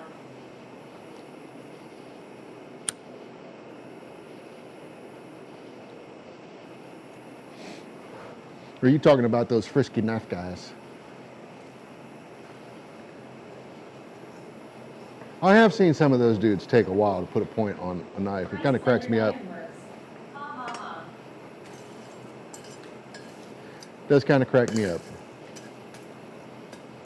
I see that with other, I mean, just people in general forging. It's like, y'all sure make drawing a taper look hard. I mean, Speargrass Forge. We are all disembodied female voices here in Rob's shop.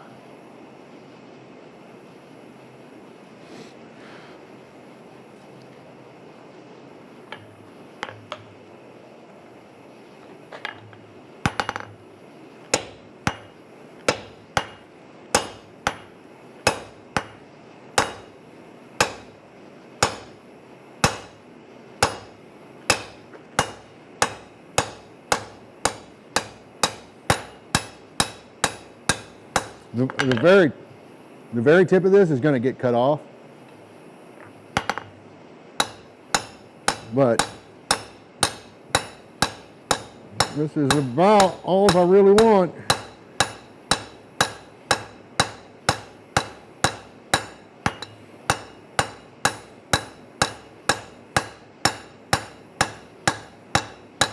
And when you go to make a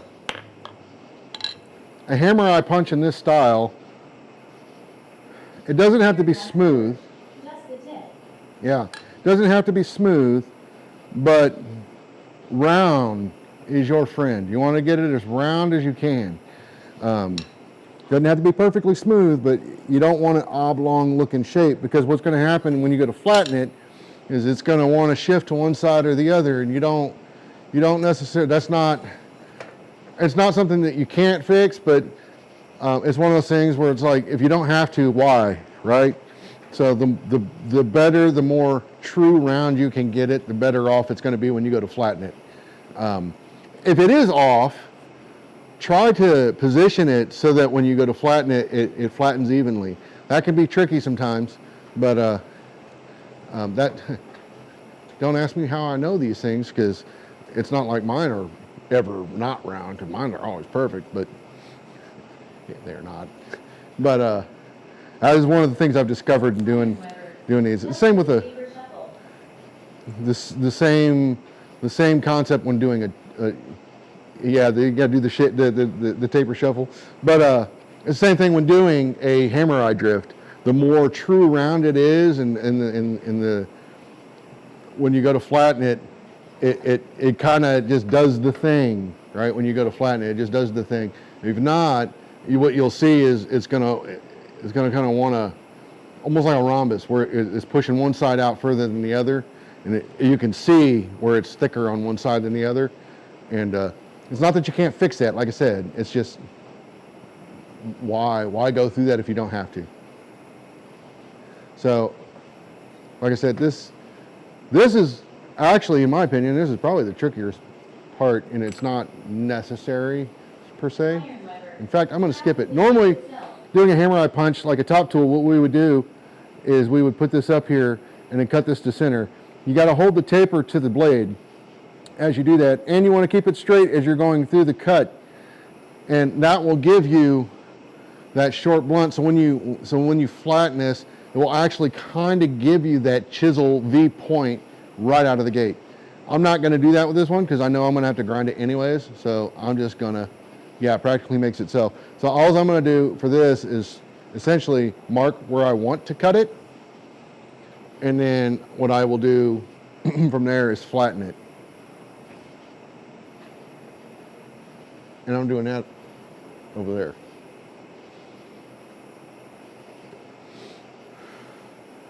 And I intentionally left this piece a little shorter.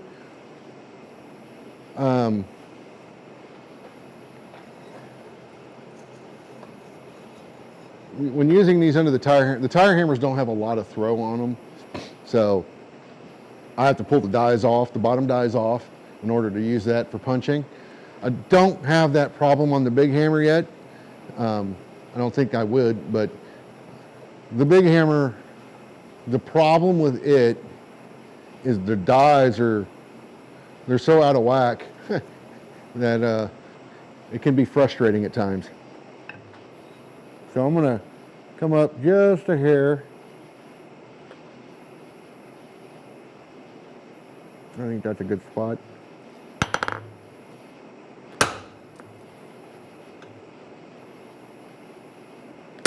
I'd like this to be nice and straight. We'll see how I do. There's a spider running down in there.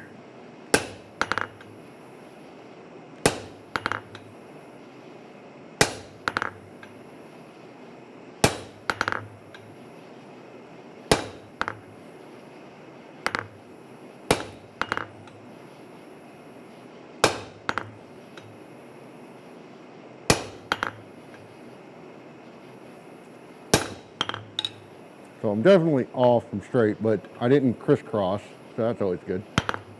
So I'll try to edge it over a little bit. That's much better. Oh yeah. Oh, I forgot to switch. Anyways, here, I'll show you. So you know I'm not lying to you. So.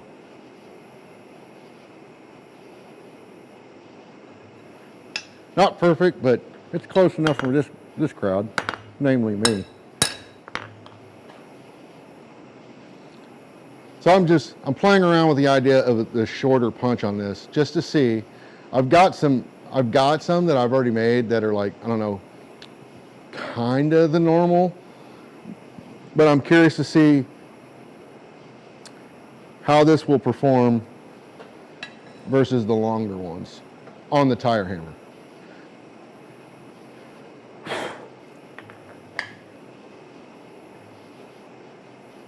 And at this point, I'm just going to take it over to the tire hammer and give her the old die clap.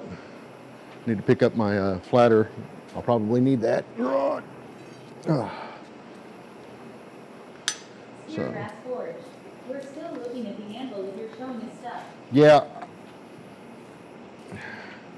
I know. As soon as I walked away, I realized what I did. All I'm doing is cleaning off the tire hammer right now, but I know.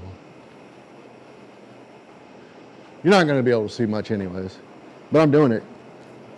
You can trust that.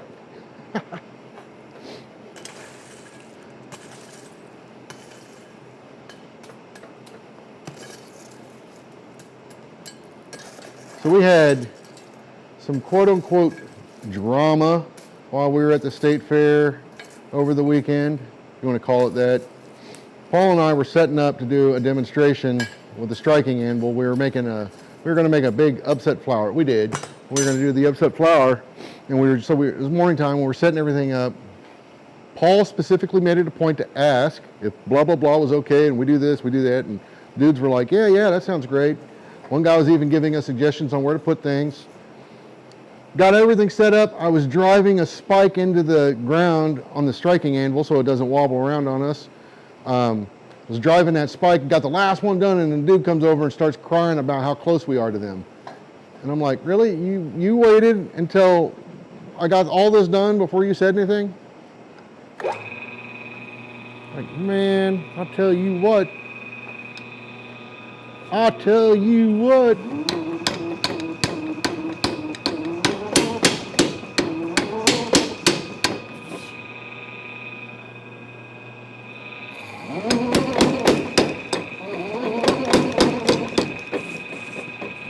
Huh.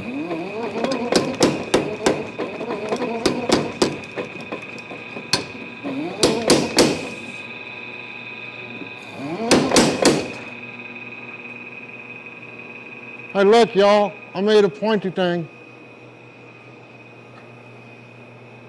Really, I think that's all we need.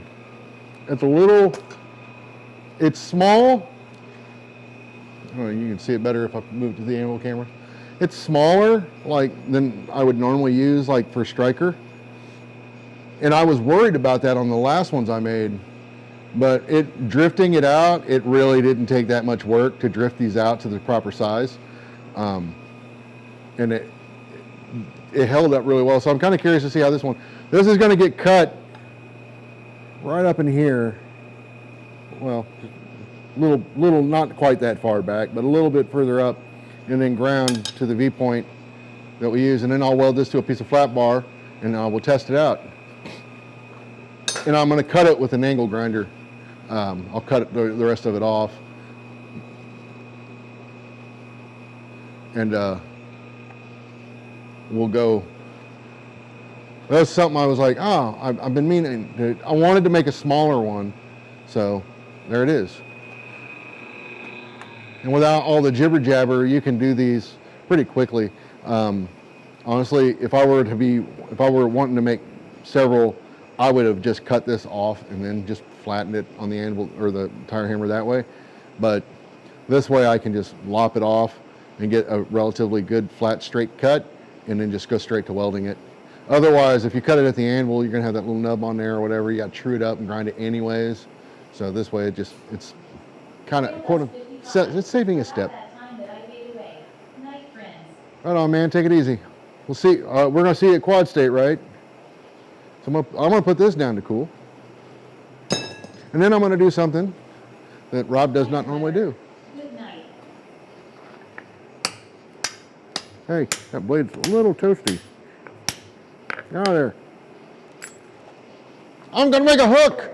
Night trail dust. Jeff Killian. Yep, Kevin. Have a good night. I'm gonna make a hook. Trail dust 55. Yep, quad state. Right on, we'll see you there. I'm gonna make a hook. Not out of that though, that's big.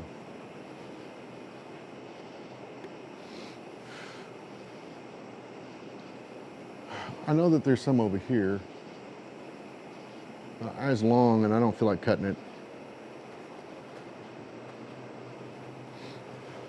Mostly because I just don't know where the shear, well, I know where the shear is, I just don't feel like going to get it. So what I'm gonna do is take this piece right here. It's got a beautiful little horsey on it. I actually tried something different with this horse head. I'm not sure if I liked it, but the rest of it I liked. But I had tilted his ears forward instead of back. So, whoa, there we go. I don't know how well you can actually see this guy. I'll try to get it in the light. There we go. So I tilted his ear forward instead of back. Just playing around with it. I'm not sure how I feel about it, but overall it's a good looking horse, I think. So I'm gonna cut this off and I'm gonna replicate the S-hook I made at the fair with this piece, but I'm gonna cheat and use the tire hammer to do a good portion of the work, and then I'll do the rest by hand, simply because I don't wanna be here all night making a stupid S-hook.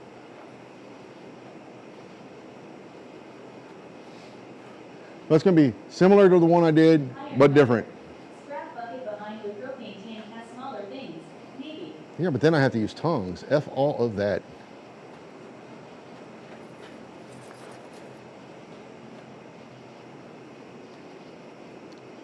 F all of that.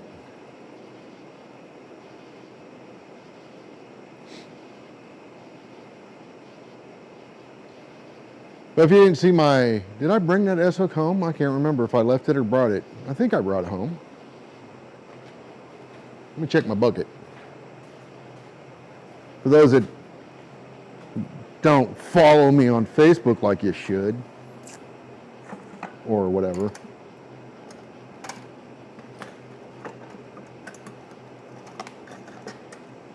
I guess I can take these tongs out and put them back on the rack. Hey, I found my coffee mug. I thought I lost it. It was in my bucket. Iron Weber. Thought it was still in Bill's box. Might still be in his box. I can't remember if I brought it home or not.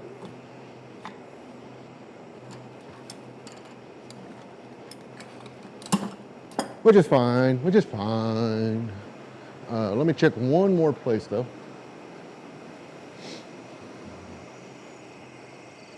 While I'm thinking about it. I mean, I don't normally bring stuff like that home. I just leave it, but it was different. Oh, what is that? That is not it. The little tote was way heavier than I thought it was. Anyways, you'll see it when I do it. How about that? But I'm gonna want my hammer. I'm burning that piece off. Best way to cut it is just burn it. Just burn it right off. It's just like using a torch, but not.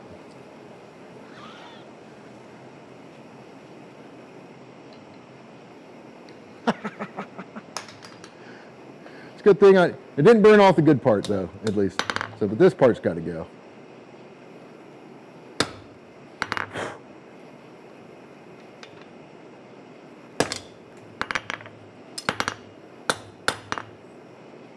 Spicy.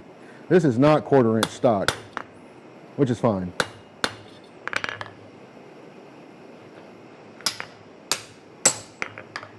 Means this will just go a little quicker.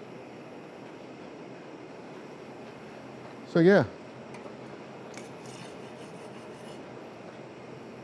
Best way to cut that off, man, just like a torch. Just like a torch. Look at that.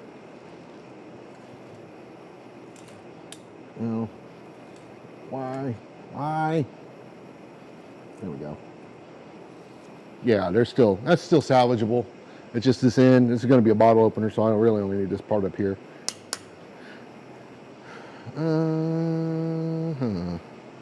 Where to put this? So I put it on my tray.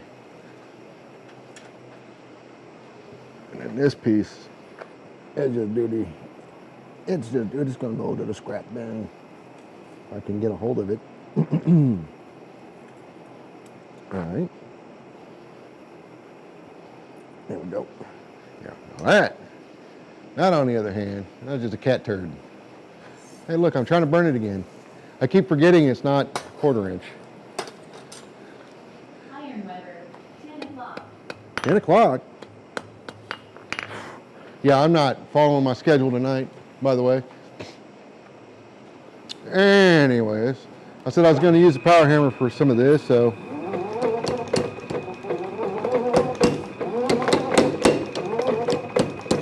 Oh, you know what? I cannot. Well, I can, but I didn't get the tools out for that. There we go. And I can, but I want these opposing offsets. So I'd have to put like a top tool on there to get that. I could do that, but this is so small, there's no need. There's no need. I'm gonna switch to a smaller hammer though. I do not need a 4.5 pound hammer. 3.5 pound hammer on the other hand, where it's at. 10 o'clock. That means I should definitely light another smoke and not burn this piece again in the process. But that also means that my announcer is probably going to shut down if this thing goes into do not disturb mode like it did. Turn that off, go back.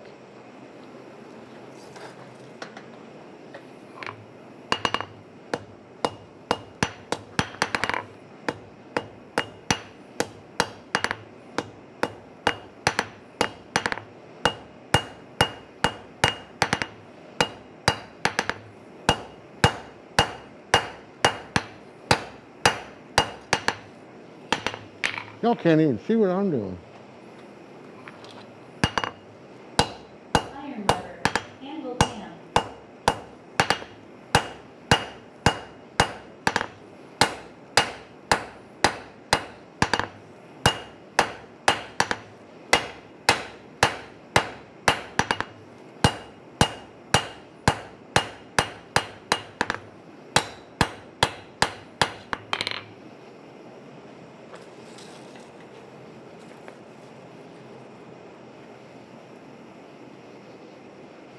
This will actually be, this will actually probably be more in a more appropriate sized desk hook than what I made at the fair. The one at the fair was pretty big. I mean, it was, I don't know, about like that big.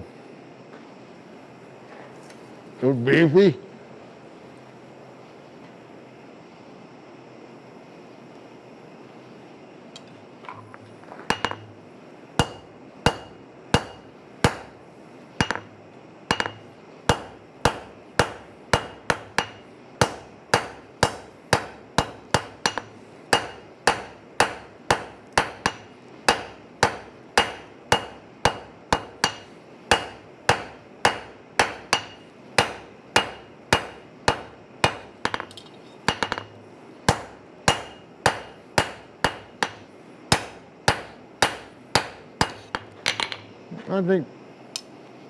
I think I can go a little longer.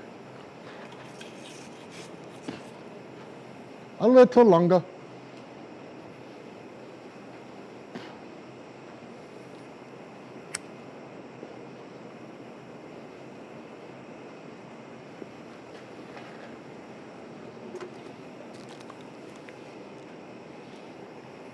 I'm just going to leave it on the anvil cam so I don't forget again. Ah.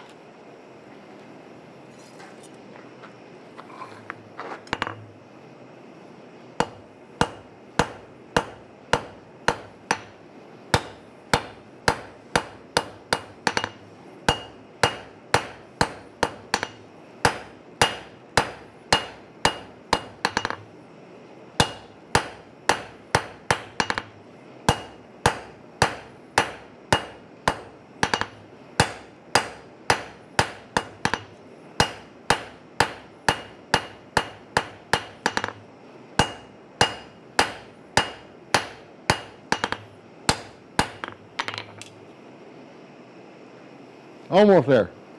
My goal is to get to the other side of the anvil, not life. I'm off. See you tomorrow. Right on, man. We'll see you tomorrow.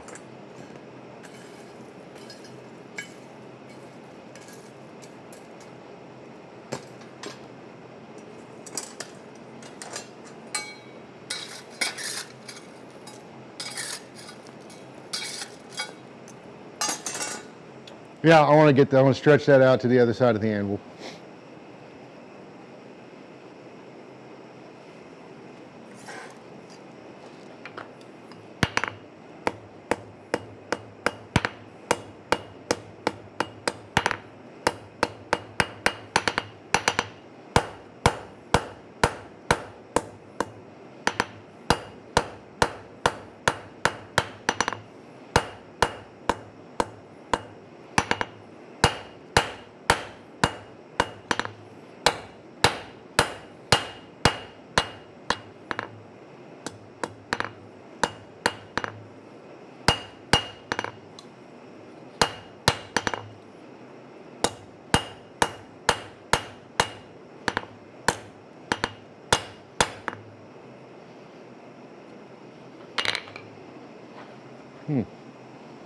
Gonna have to do some touch-up work on that tip.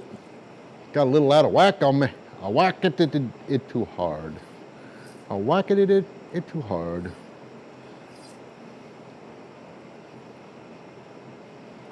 And too wrong.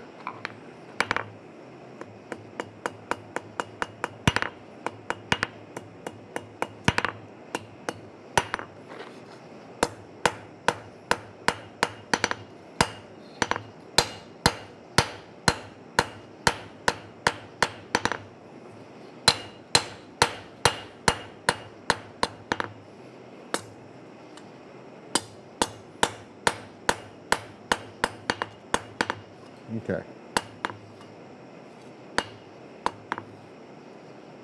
I am just a hair over, which is fine. So I caught grief for this on my experimental test piece.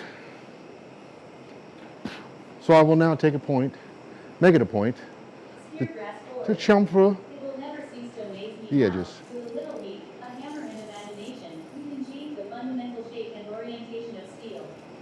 I love that. That's one of my favorite things about forging.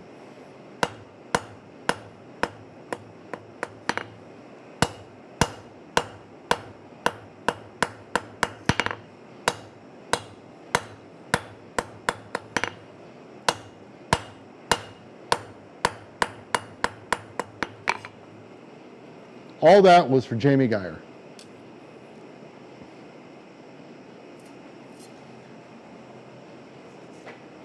All right. So now, there we go, pick that pooch out. So now, what I want to do is set down on this side.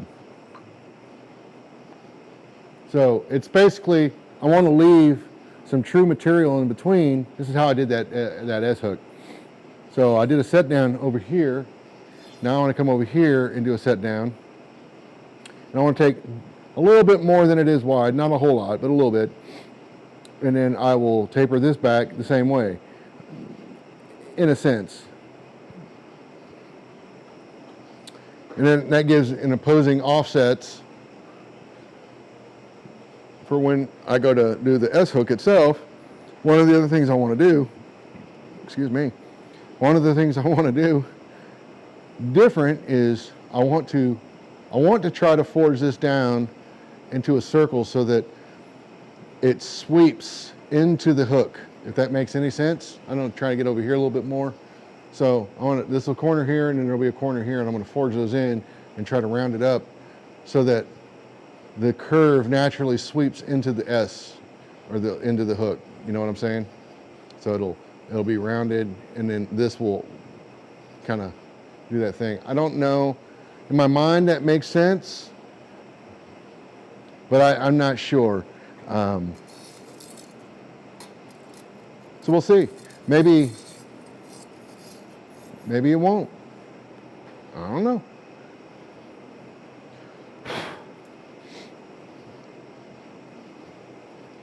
But yeah, I'm with you, Adam. Kinda like the boss of Tom's. Exactly like the boss of Tongs. Exactly like that. And that's what gave me the idea when I did that. I looked at it and I was like, that kind of looks like the boss on a pair of tongs. And I was tempted to forge those corners down like that at the time I did that one. But at the same time, I wanted to leave. One of the things I like to do about like small things like that, especially, is I love to show people what the parent stock looked like on the piece. So I like to leave a little bit of that true material there. Okay, so now I need to set down over here. Over here. Hey, you might want to see that. So I want a little bit more. Right there.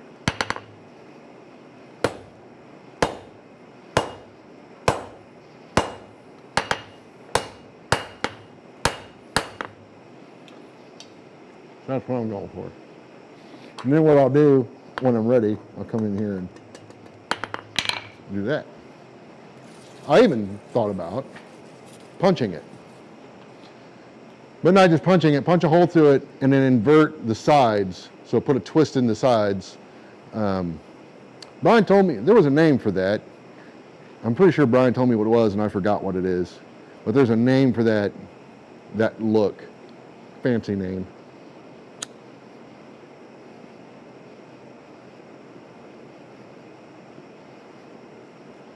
Now I will say that how I approach this is probably a little wasteful, but I try not to be.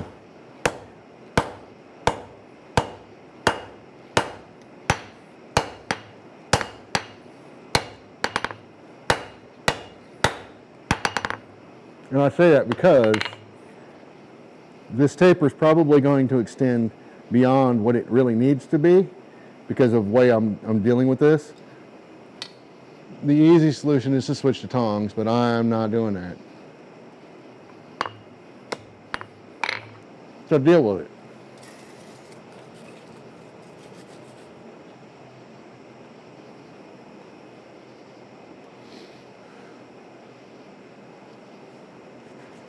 Speargrass Forge. Still on shop cam, not handle cam law. Yeah, I'm not. I haven't done anything significant at this point.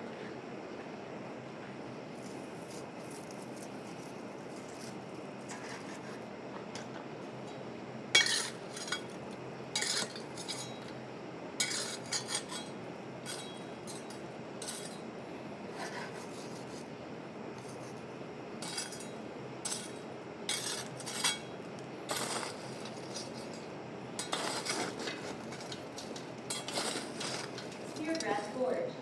You were pointing at something on the anvil wall, thought you forgot. Yeah, trust me, nothing significant's happened yet. You'll see it. This is basically just pointing out the waste in the way I'm doing this. And tongs would eliminate that.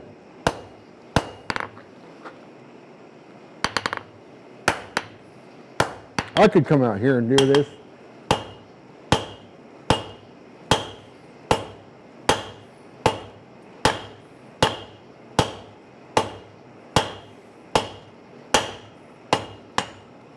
That's one way to get there. I can, unlike some, I can forge on my horn because my anvil is mounted. It's staked to the ground, so especially on smaller stuff. Those dudes with the silly ass little unmounted lightweight stumps and they're forging on a horn, you can watch that thing, it looks like a rodeo show. It's like, what in the world are y'all doing? That's dangerous, by the way. Don't do that. You should not do that. But hey, I get it. You do you in your own shop. But at the same time, I'm just telling you, that's just dangerous. So I'm going to come up here, take another bite.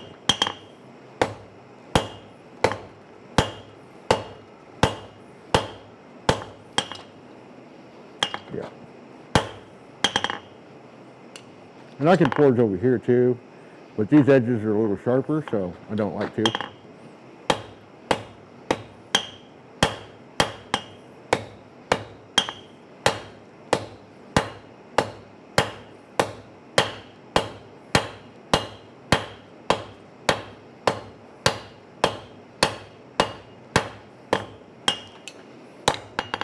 No, I did not mean to do that.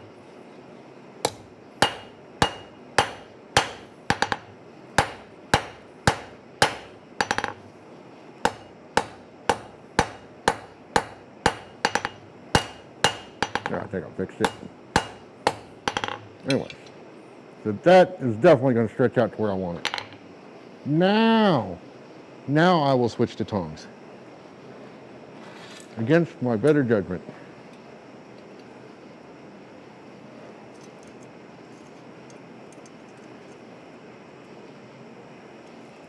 Yeah, that'll work.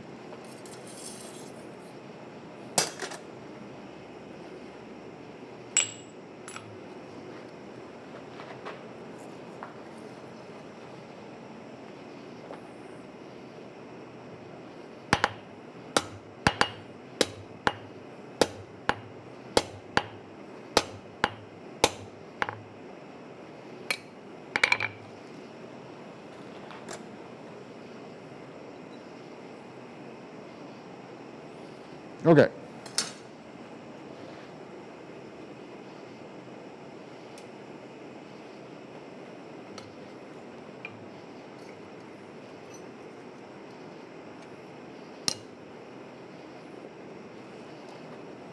Let me get a tongue clip on these.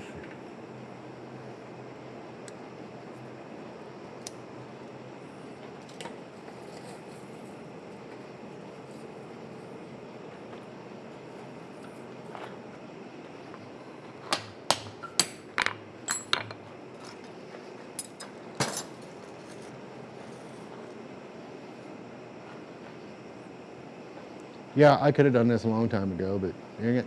I don't like using tongs unless got to.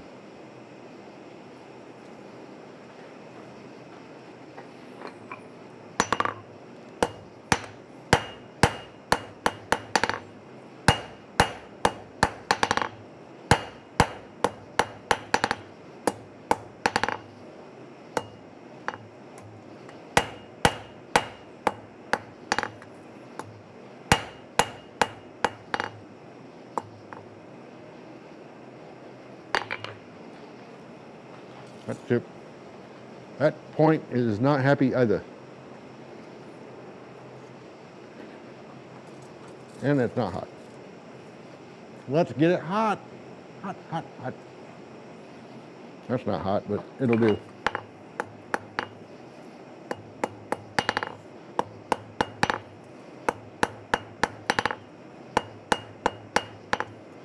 I know some guys I know think that forging small stuff is easy. Once you start getting down to certain dimensions, it's easier to move? Yes, it's definitely easier to move. But is it easier? I would argue that that's definitely not the case, because it only takes one bad hit to ruin something that you've been working on, or you're gonna have to spend a lot of time fixing it, like I'm doing right now. So I got a rhombus on the end of this taper, and it's so small that anytime I hit it, it was wanting to split.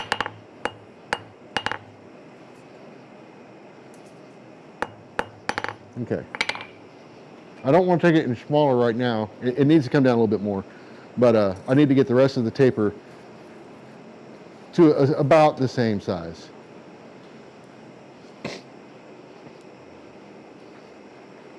I had a cigar holder. I don't know what I did with it. I just need to make a couple more.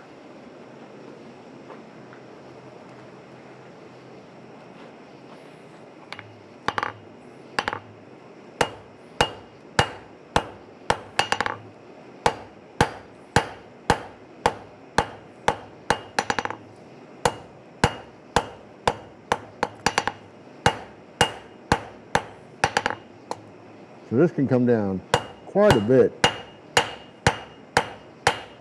So I'm going to guess I have more than enough material here, so I'm not worried about this end anymore.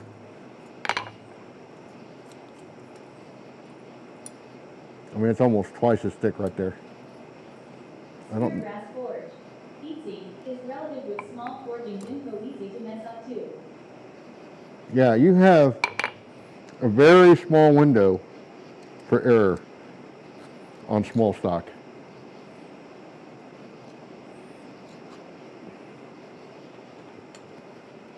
All right. There we go. Yeah, that'll work. It's actually why I like big stuff. Your error window is much larger. Bad hit you can usually recover from fairly easily. Boy, I'm just now noticing how out of whack these tong reins are. I probably should take a moment to fix them at some point, because they are. Hey, they'll hold this stuff for now, so.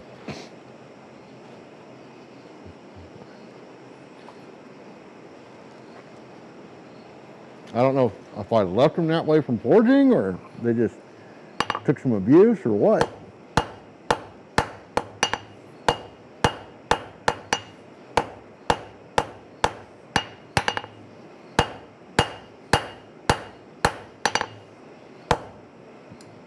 Did not like that. The tongs did not like that.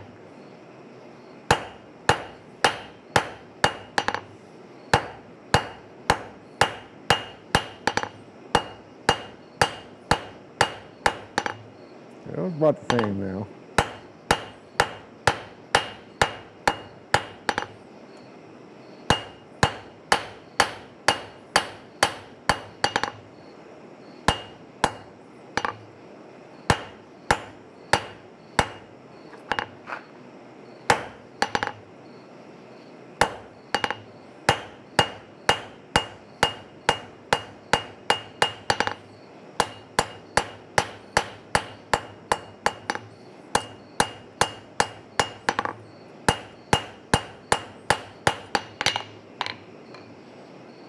little bigger right there.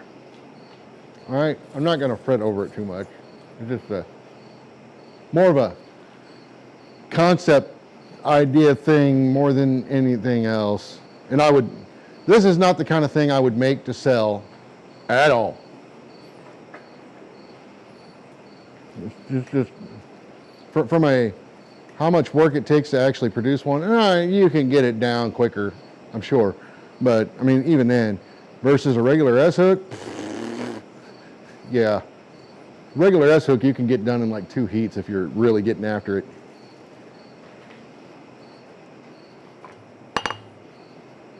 So.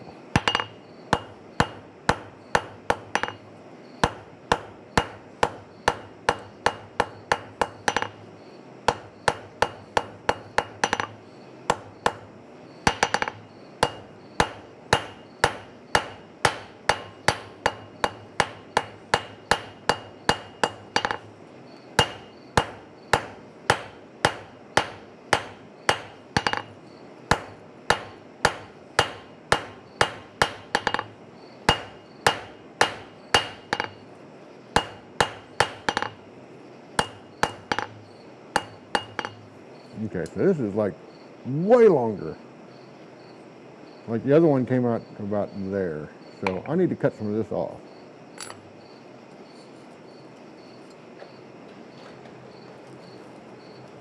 Get out a marking doodad. The other one came out to about there. So I'm going to cut it there.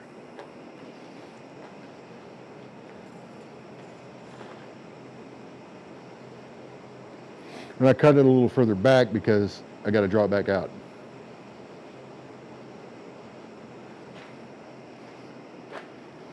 You see my line.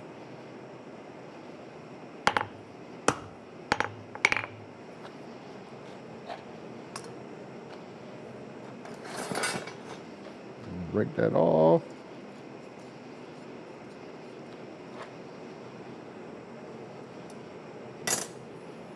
And draw that back out.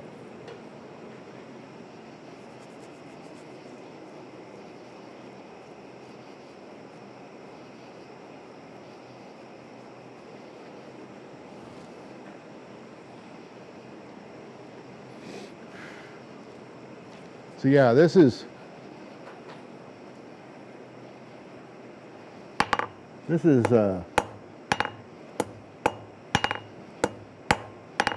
don't know. I enjoy doing silly stuff like this.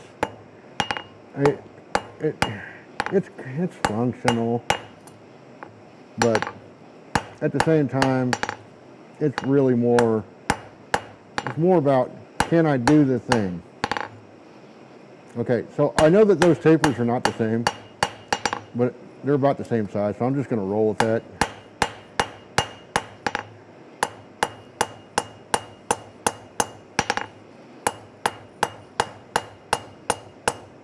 I was given grief for not chamfering these edges last time.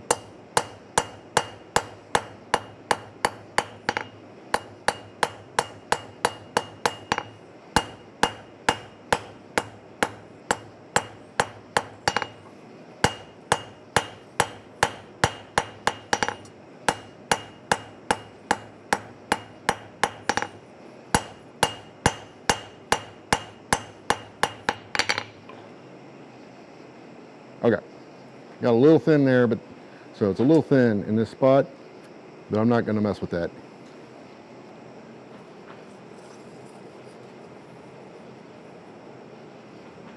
Now I need to get the boss hot and see if I can do the thing I wanted to do.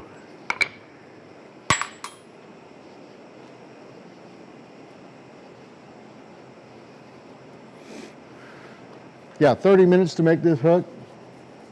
I don't know. I mean, do it a couple times, you could get that time down. But ain't nobody paying that much for an S hook, in my opinion. I mean, really,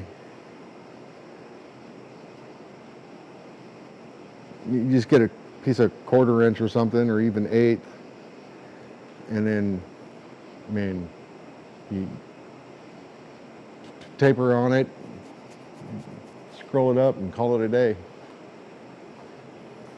So I do need this a little warmer than it's trying to not get right now. But I hesitate to turn the blower up anymore for fear of burning it completely off. So we'll just be patient, which I am not a patient person. All right, let's see what we can do.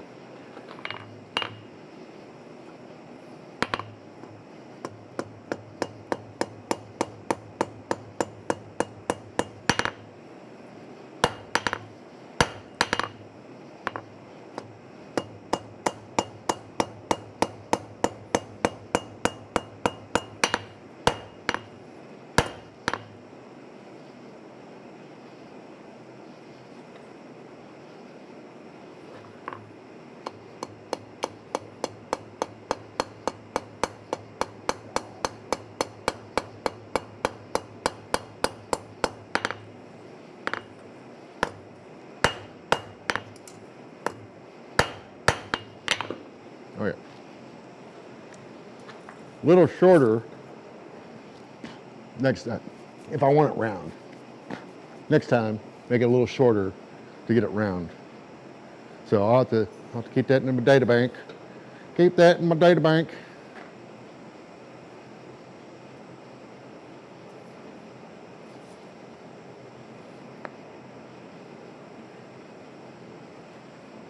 No.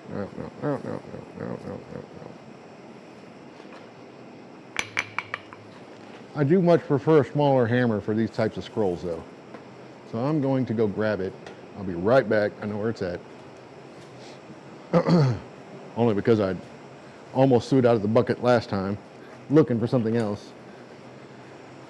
But I have found for me, trying to hold a 3.5 pound hammer back when you're trying to do something like that is actually more work than just using the damn thing and doing actual forging with it.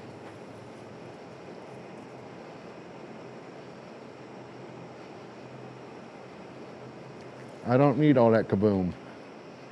I just need a little kaboom. Which way do I want this to go? It should go this way, so this way? I think it's this way. I might have to fix this.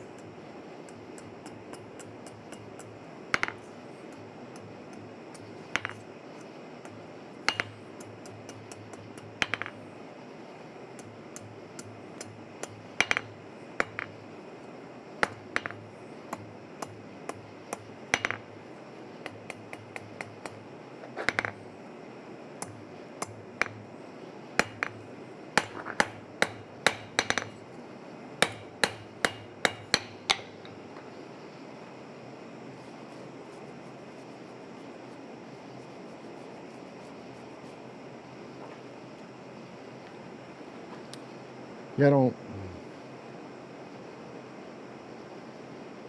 know. We'll see. I guess technically it's not an S hook. More like a weirdo hook.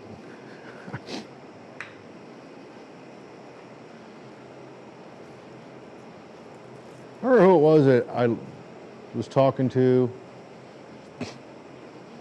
a while back, but we were talking about doing S scrolls, and an easy way to think about it is you're just making 2 C scrolls. Decorative S hook.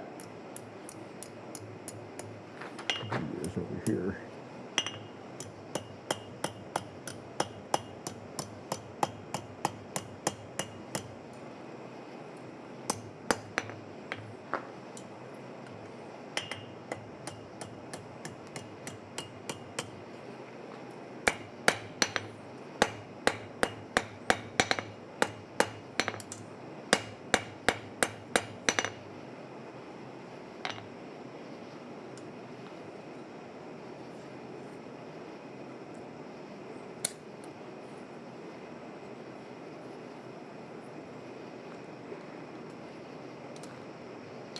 And then the other one go the other way.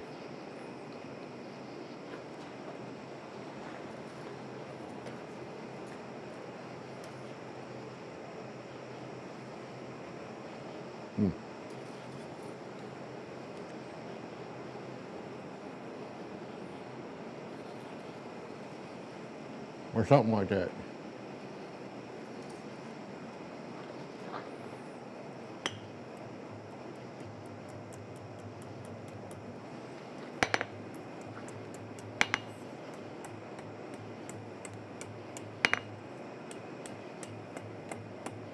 Speargrass forage. But I think there is actually a name for that particular style of hook. It reminds me of skinny scroll, but I can't quite catch the top.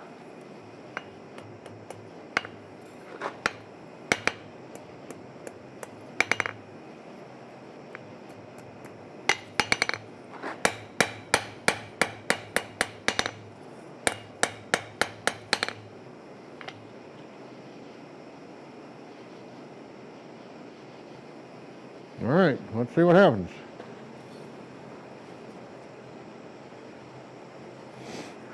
And that's the thing too, right? Like, I don't think anything I'm doing is unique by any stretch of the imagination.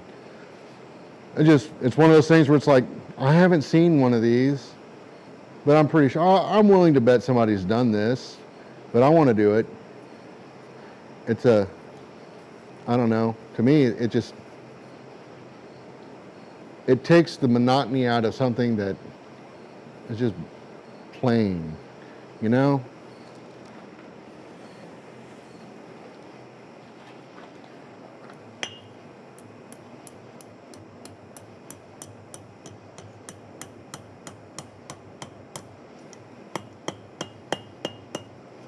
There we go.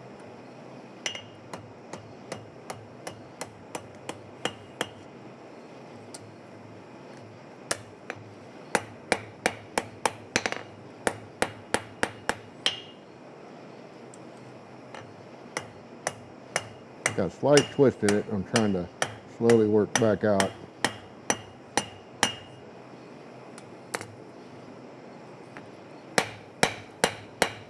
Yeah, wow, I think I got it.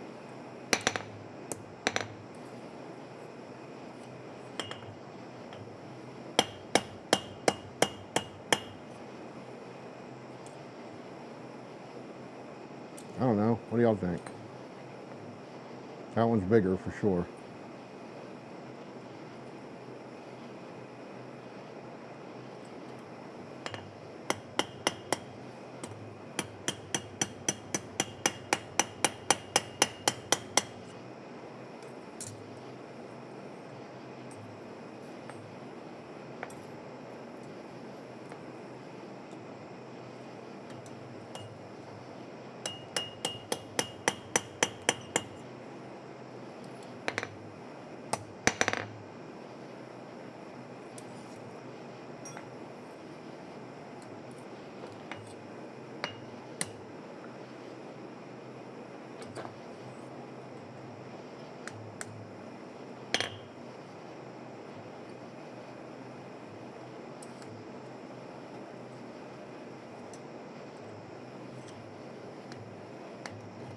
Mm.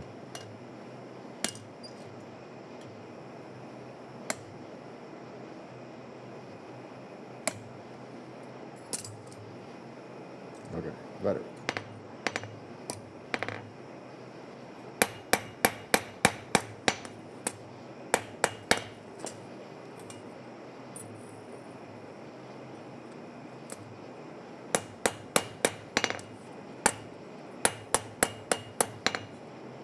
All right. One's bigger than the other for sure.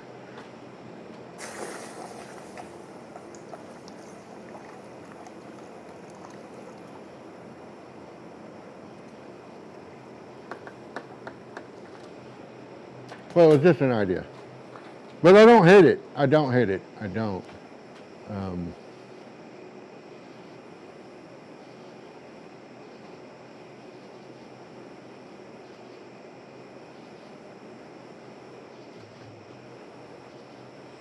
So, now, trying to catch it in the light.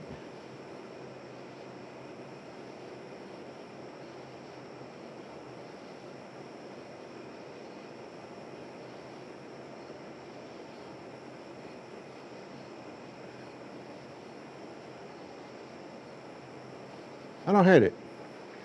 I mean, it could be So things I could have done better, and this is stuff that I always catch myself not doing when I should be doing.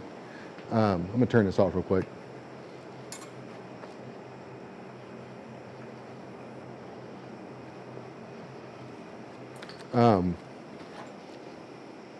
And I know better.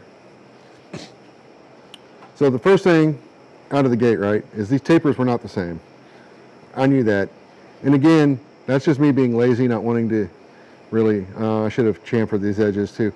But, so that's the first thing, right? So nothing, they're not bad, they're not way, way off, but nothing will really set an S-hook off more than these being wrong, and especially your curlicues being way wrong. And these are close, but it's wrong enough that it would bug me. Looks pretty to go. Yeah, and again, I'm not happy with it. I just, one of the things I try to be honest with what I've done, right? So I'm looking at it and I'm thinking to myself, all right, I could have done better. This taper was fine.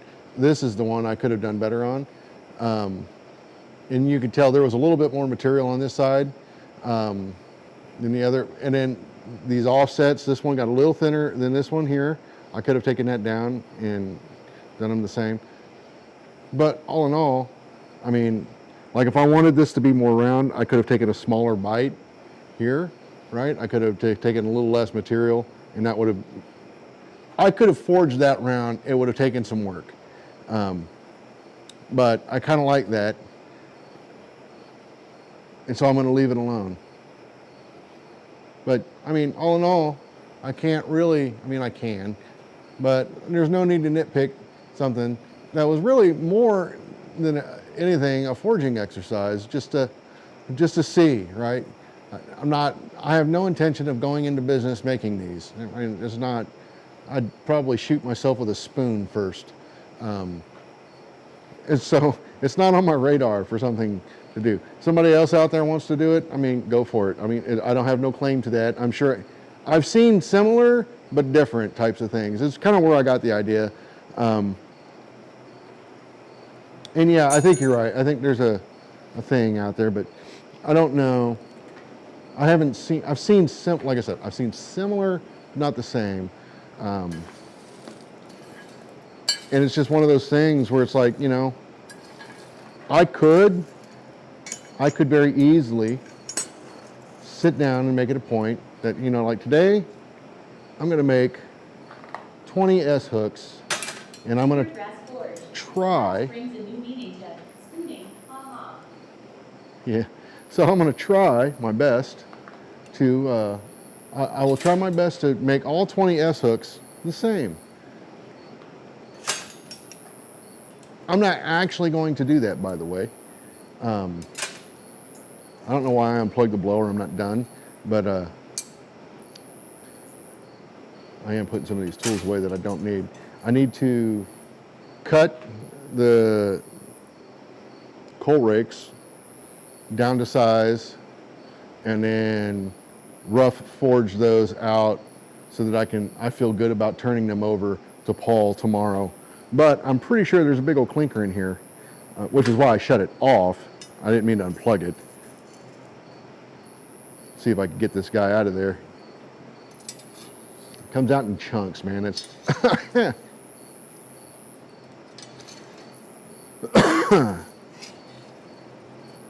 there's a lot of clinker in there. But mostly at the top now. But yeah, I need to cut that and then rough forge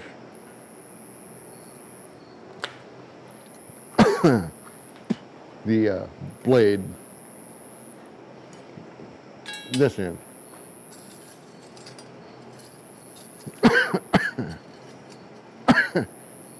Oh man.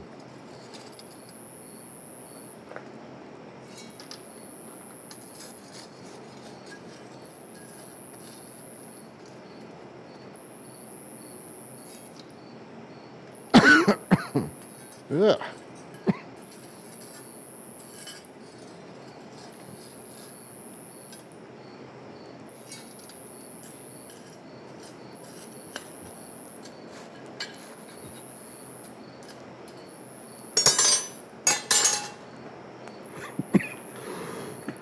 Baga, baga. All right, let me get this fire back up and running, and then I'm going to finish those off relatively quickly. Relatively. I just really need to cut them and then size them. Or not size them, forge them down. I'm not going to forge the whole thing down. I'm just going to kind of flatten it and get it started.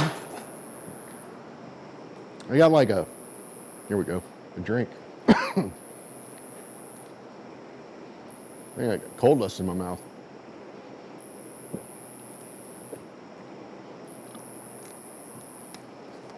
Anyways,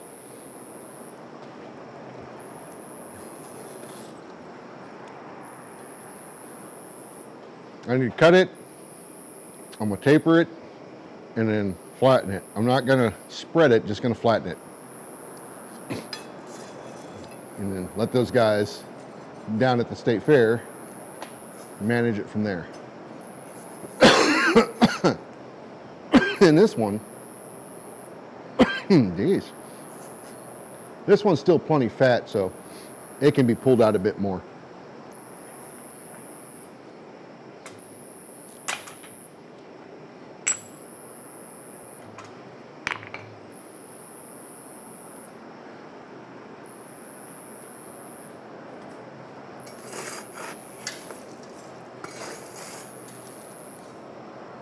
But this is the last thing I am working on tonight, this piece right here. And again, I don't expect it to take that long.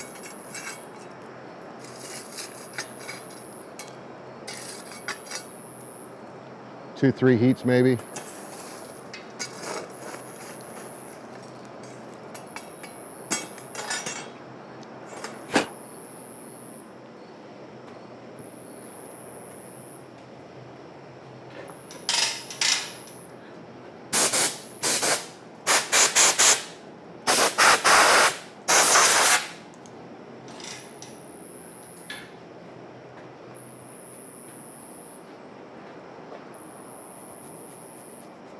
Oh yeah.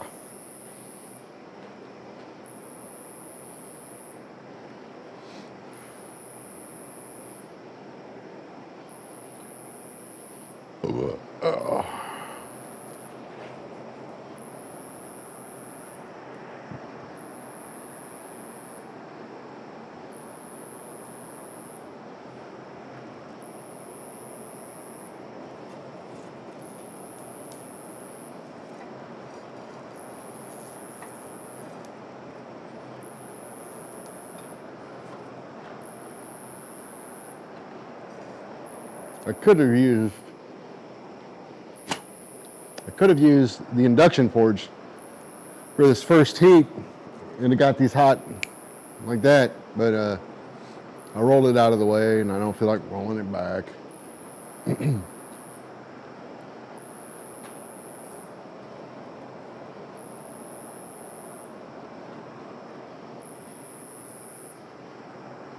I'm gonna leave I'm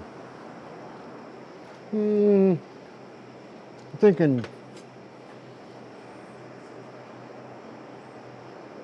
3.5 inches is more than enough.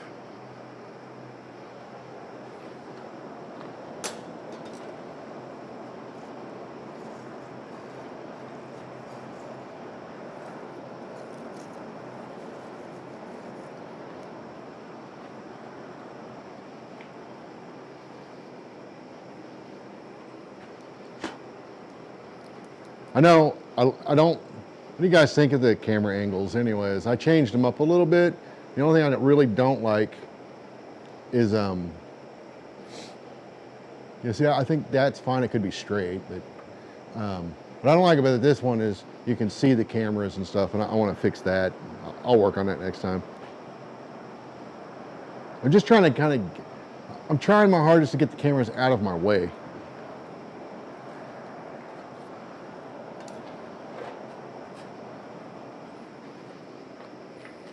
So I want true material, which is right there on that ring. It's right on that ring? Oh, well, that's handy.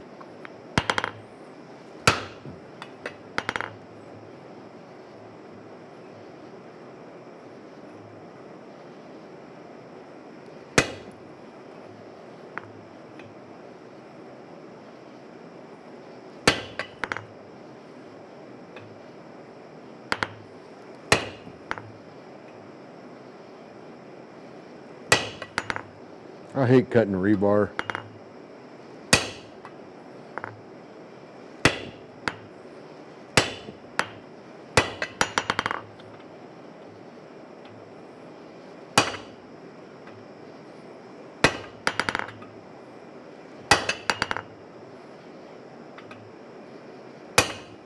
Okay, got a good mark on that one.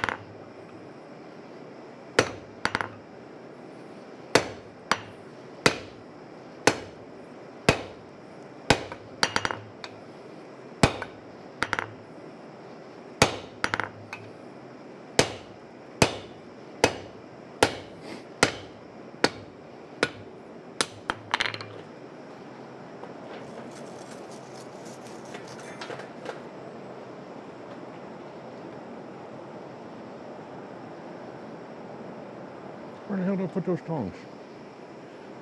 Arrgh!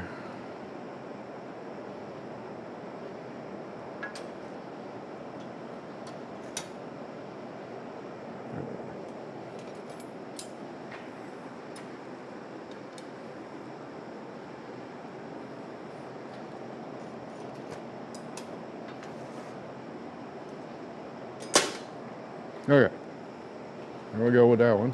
We'll go ahead and get it hot for the next phase of its lifespan.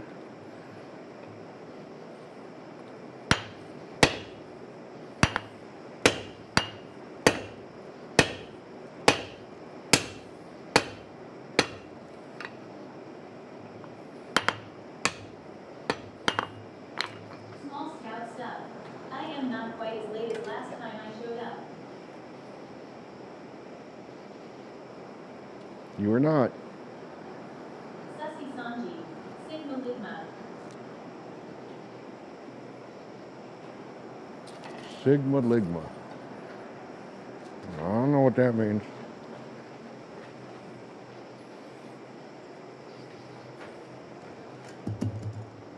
All right. No need to cut off anymore. So at this point, I just need to put a point on them and then flatten them out a little bit.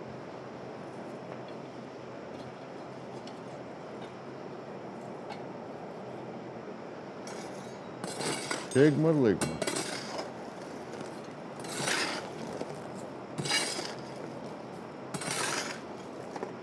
All right.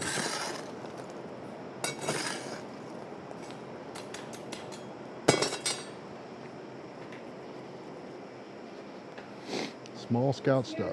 I'm back. Got a call from my best mate. What did I miss? Man, I thought I was your best mate. I'm going inside. You missed nothing. All I did was cut these coal rakes to length, and then I'm about to put a taper on the end of them, and then I'll flatten them out. Actually, you know what I'm going to do first? I'm going to take these ridges off because they bug me.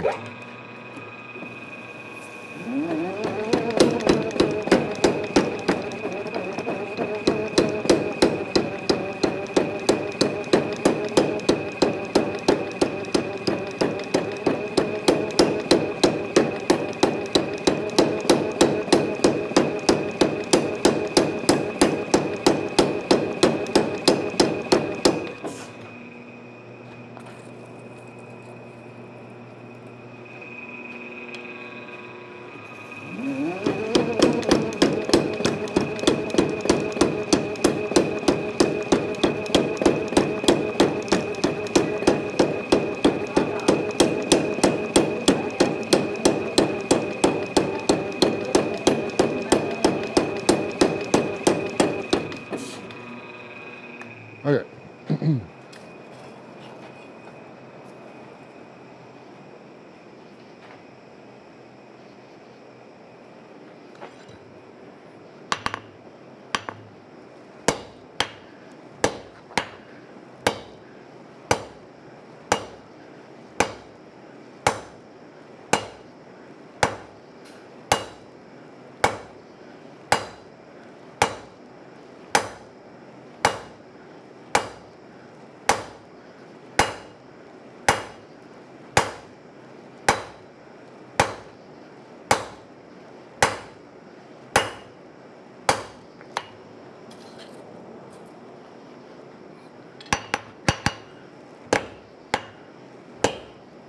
You guys might want to see that. I don't know. I don't know.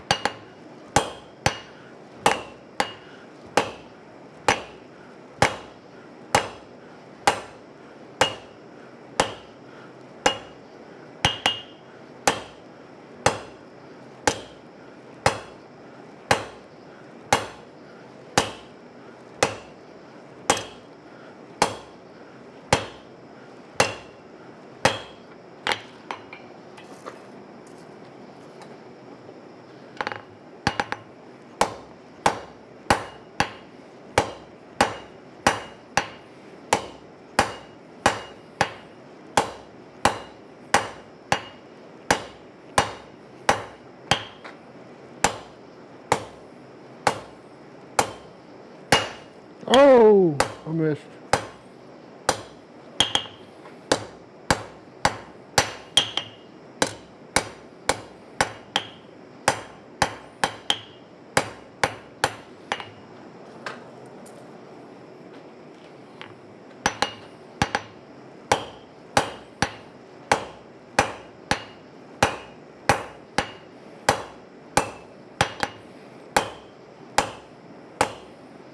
I don't want to take these too sharp.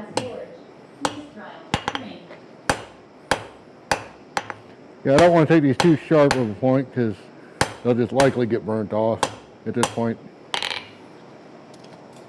But still relatively sharp.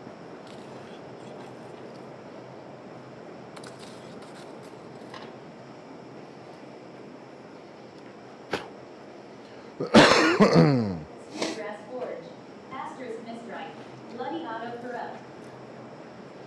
If you guys count my missed strikes, you're going to end up drunk.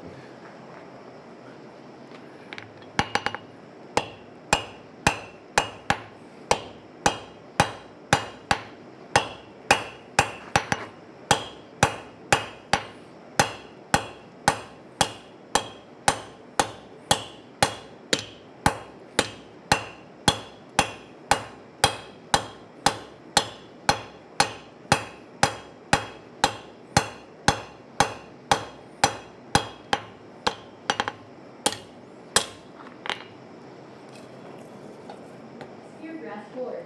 That's the point rock law.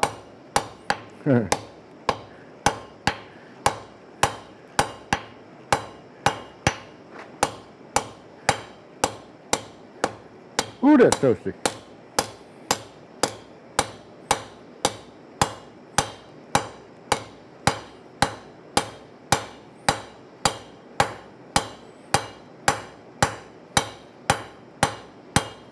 All right, so remember, all I'm doing is roughing these out. I'm not finishing these. Dear Grass Forge, I got 1 liter of moonshine here, so easy access law. So all I'm going to really do at this point is start flattening them and then kind of take a big portion of the work out, but I'm going to leave a good portion of the work in here as well. So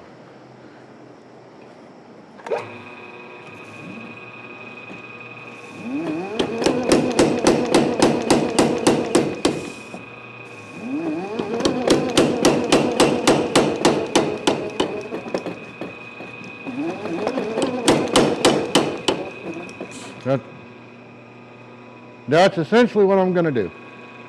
I'm going to take it a little thinner.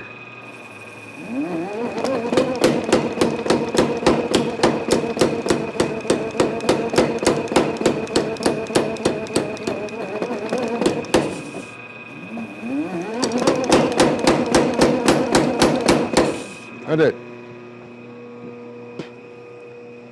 So, yeah, I could have switched cameras, but you still wouldn't have seen anything. But that's all the more I'm going to do. That is easily 3/8 inch thick still. And that's what I'm trying really hard to burn it. So yeah, like I said, that point likely to get burnt off. So let me clean this up a little bit.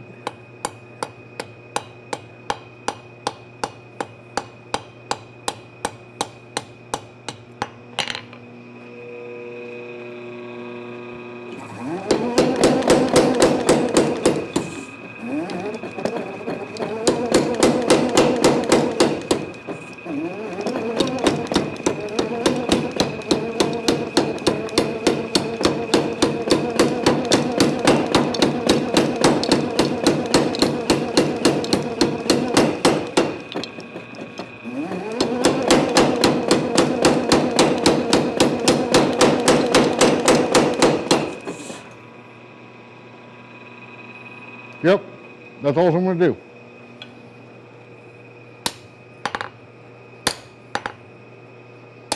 And then they're off to the races with that.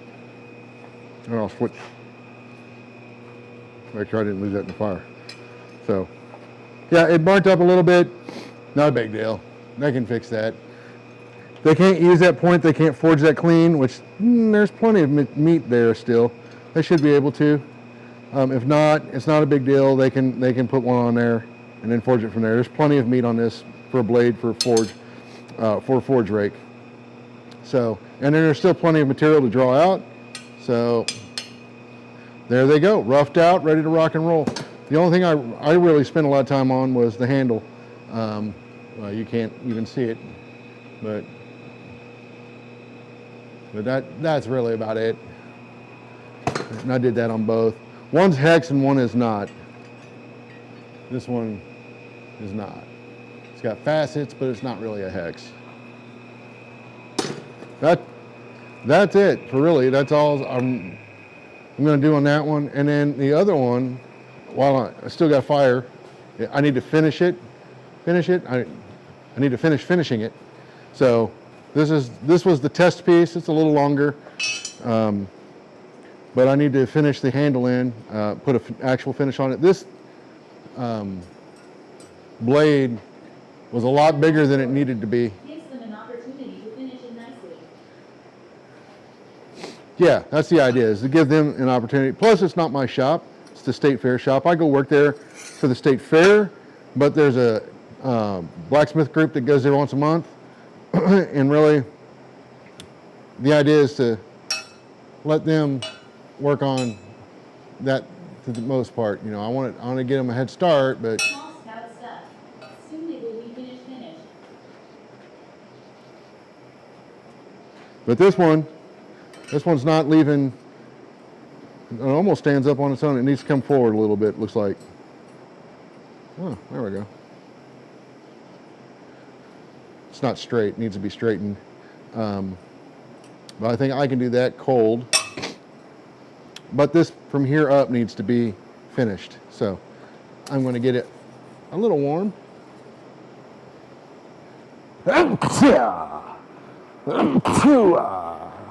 Excuse me. Soon it will be finished. Yeah, indeed. And the other two, like I said, those are as done as they're going to get in my shop. In fact, I'm going to go put these out by the door so I don't forget them tomorrow. Because I am really good at that.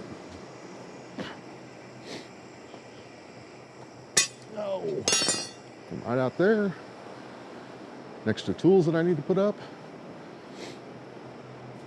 And then I'll come back over here.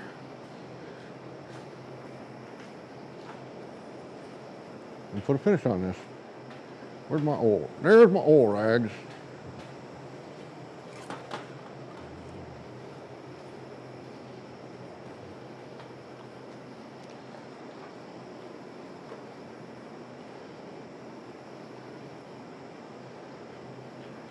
I'll probably keep this because for my other forge, it needs a good coal rake anyhow.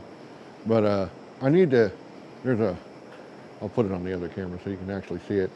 This thing here, it's just a lump. So I need to figure out what I want to forge there. But I can use the induction forge to heat that piece up and just work on that little area. So I'm not too worried about that. It's ugly, but it does not affect the functionality of the tool.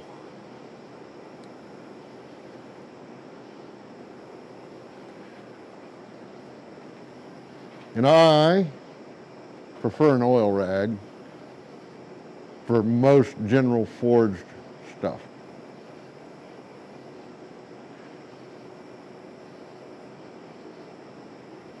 I just think it gives a better finish.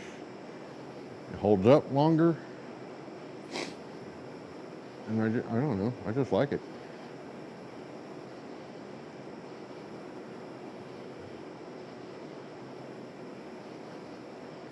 You know, I have not found any specific mix that works all the magical wonders. This is mostly peanut oil, and then whatever else I felt the need to wipe up when I spilt it. So there's boiled linseed oil in here, there's wax in here, there's probably motor oil in here.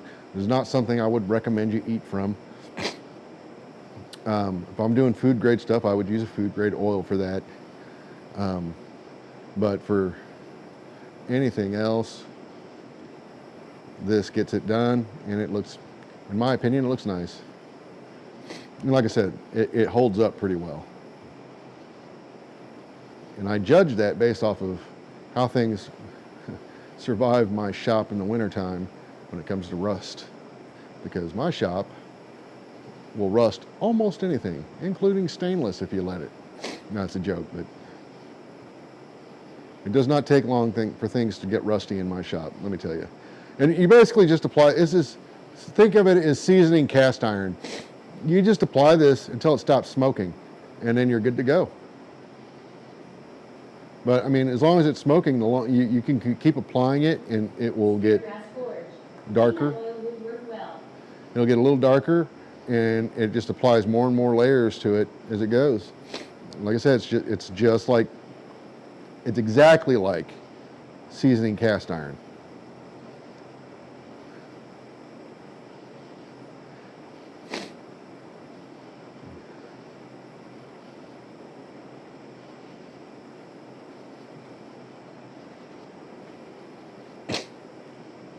The nice thing about peanut oil is after Thanksgiving, same with canola oil, honestly. Small scout stuff. My anvil faces get a light rusty coating overnight sometimes. Restream.io. Trophy congratulations. You've received 100 messages today with Restream chat. Oh, wow. Restream is spamming me now. But nice thing about peanut oil and canola oil is after Thanksgiving here in the States, you can usually go to big box stores and get like a gallon of that stuff really cheap because they're trying to get rid of it after Thanksgiving. So I don't know if they have, like, if you guys have an equivalent type of a holiday abroad where, you know, everybody feels the need to fry a turkey or fry, you know, big fish fry or something. Not used, you can use that, but it could definitely have an odor. But anyways, yeah, that's all I needed to do that. And as you can see,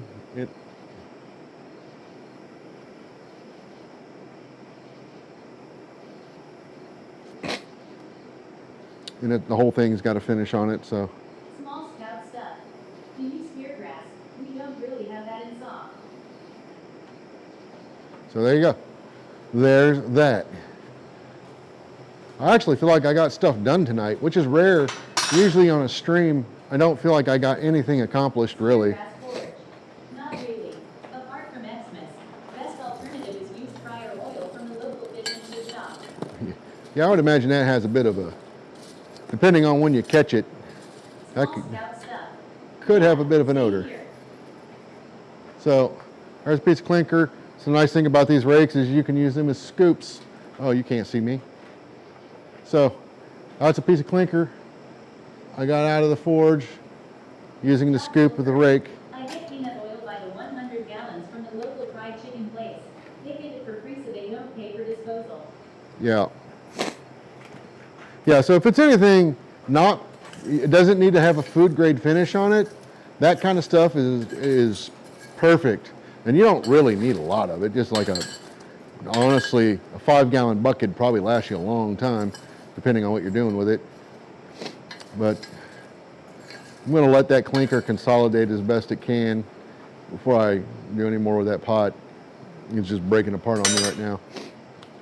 But yeah, oil rag. I mean, this one is actually not a great oil rag because it actually fell into the bucket. So it was completely saturated. You don't really want to saturate it. If you're going to make one, they do.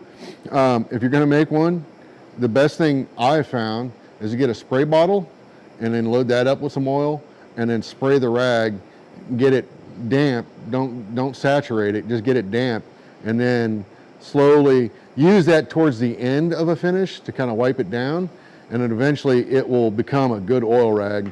But making a good oil rag is actually, it takes a little time. I mean, and then you want to be a little, I let anybody and everybody use these things, so they get a little ratty after a while.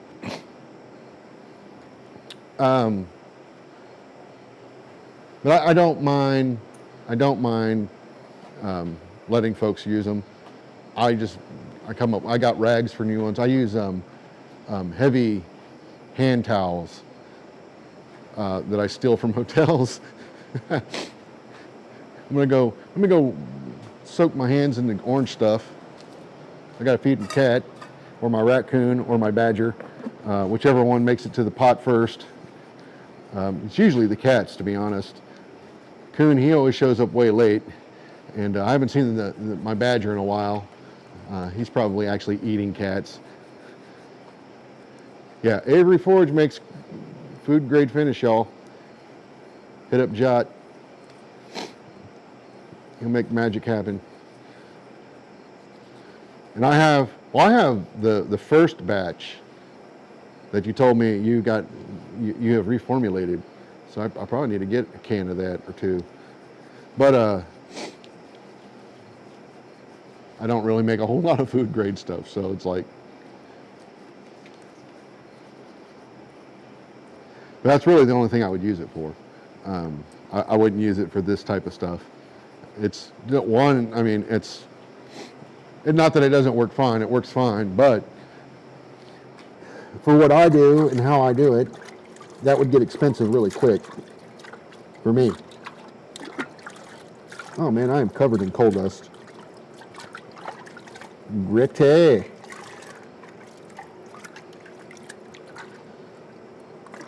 Oh, and this quench tank smells wonderful. It smells so wonderful. All right, let me go grab a towel.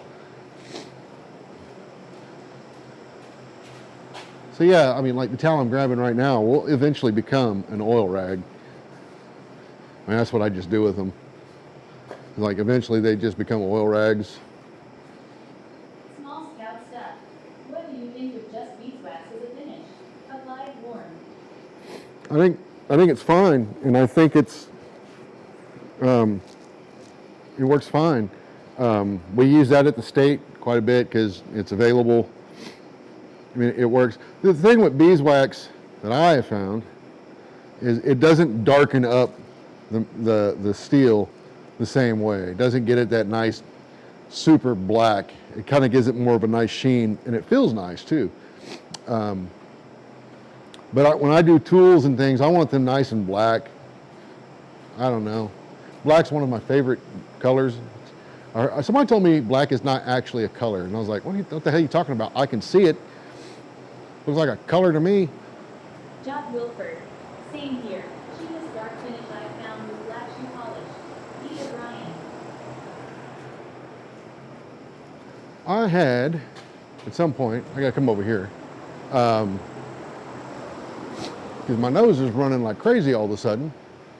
I had some, oh, there we go. I'm about to say, I had some napkins, not exactly tissue paper, but sure beats using my shirt.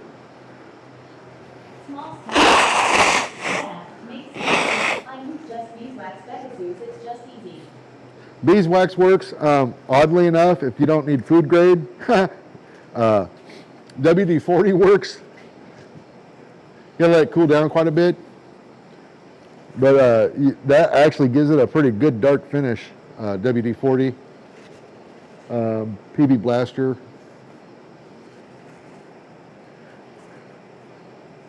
Ugh, man. I think my nose was, it was rebelling against all the coal dust that came out of this thing when I pulled that top off. Speargrass Gorge. Black is technically a shade, because it's defined as the lack of light. White is also a shade. Small scout stuff. The WD finish. Yeah, the WD finish. I mean, it works. It does. You got to let it cool down a bit more because it flashes off really quick. But, I mean, I've used it and it works.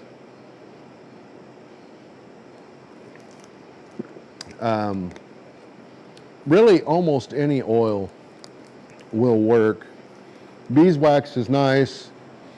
If you're not if you're not concerned about it being food grade, one of the things I have found to be kind of nice is you get a what do they call that? Like a double boiler or whatever, where you can melt stuff without burning the stuff. I forget the name of it. But anyways, take a pot, put some water in it, then you put another pot inside the water, and then you melt your beeswax in that, and then add some boiled linseed oil to it, and then pour that off into some molds. You get these silicone molds. They're like, I think, 1.5 inch cubes. And then you can pour your own little beeswax. I got one over here. It's used, but you can pour these little cubes of wax. This is a used one, but you can. I use these quite often too sometimes, and they work great. I use these on bottle openers a lot. Yeah, I've heard of beeswax and linseed oil mixes really good. Yeah, so and that's what this is. I don't know if there's a ratio. I don't follow all that crap. One time as a joke, I made a finish because, you know, if you get online and ask, hey, what's the best finish for steel? You'll get some of the craziest concoctions on earth. So as a joke, one time I made a finish. We jokingly started calling it the kitchen sink because it basically had everything but the kitchen sink. Had canola oil, it had boiled linseed oil, it had beeswax, Japan dryer, some turpentine, graphite was in it. There was some scale in it. That was mostly an accident, but there was some scale in it. Some dirt, some coal dust was in it, and some other. I still have it somewhere around here, but it didn't. It didn't do anything more magical than anything else. A plain oil rag works great. Speargrass Gorge. It just does its thing. Double boiler is right, and glow and wax is a traditional finish. Glow used to be cheap and is a drying oil, so it polymerizes and helps protect the steel. Small scout stuff. I gotta go. See you next time I randomly show up. Right on, man. Well, take it easy. I'm gonna call this a night, I think. I gotta put these cameras away. Then I gotta go in the house and find my daughter who is in the walls, apparently. I don't know how she's accomplished that in a log cabin, but, you know, stranger things. Who knows? Kids, right? Am I right? So anyways, thanks for hanging out. This went longer than I was originally trying to keep these at 2.5 hours, but I had some things I needed to get done. Cameras were rolling. I figured why not let them go. Gorge. It's already called a night, haha. It is indeed. So I'll catch you guys next time. I got a show with my band. We're playing in Frederick, Maryland on Saturday night. So tomorrow I got to take time to get ready, get all my stuff ready for that. And then I got to go pick up a trailer from Paul.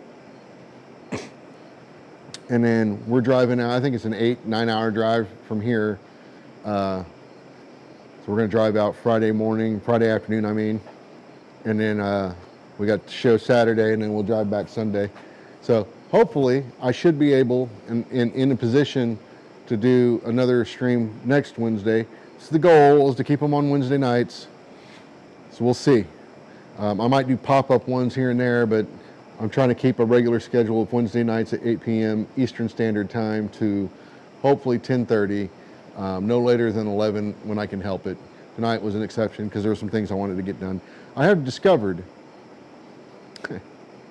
I get far more work done when I'm not talking and reading the chats.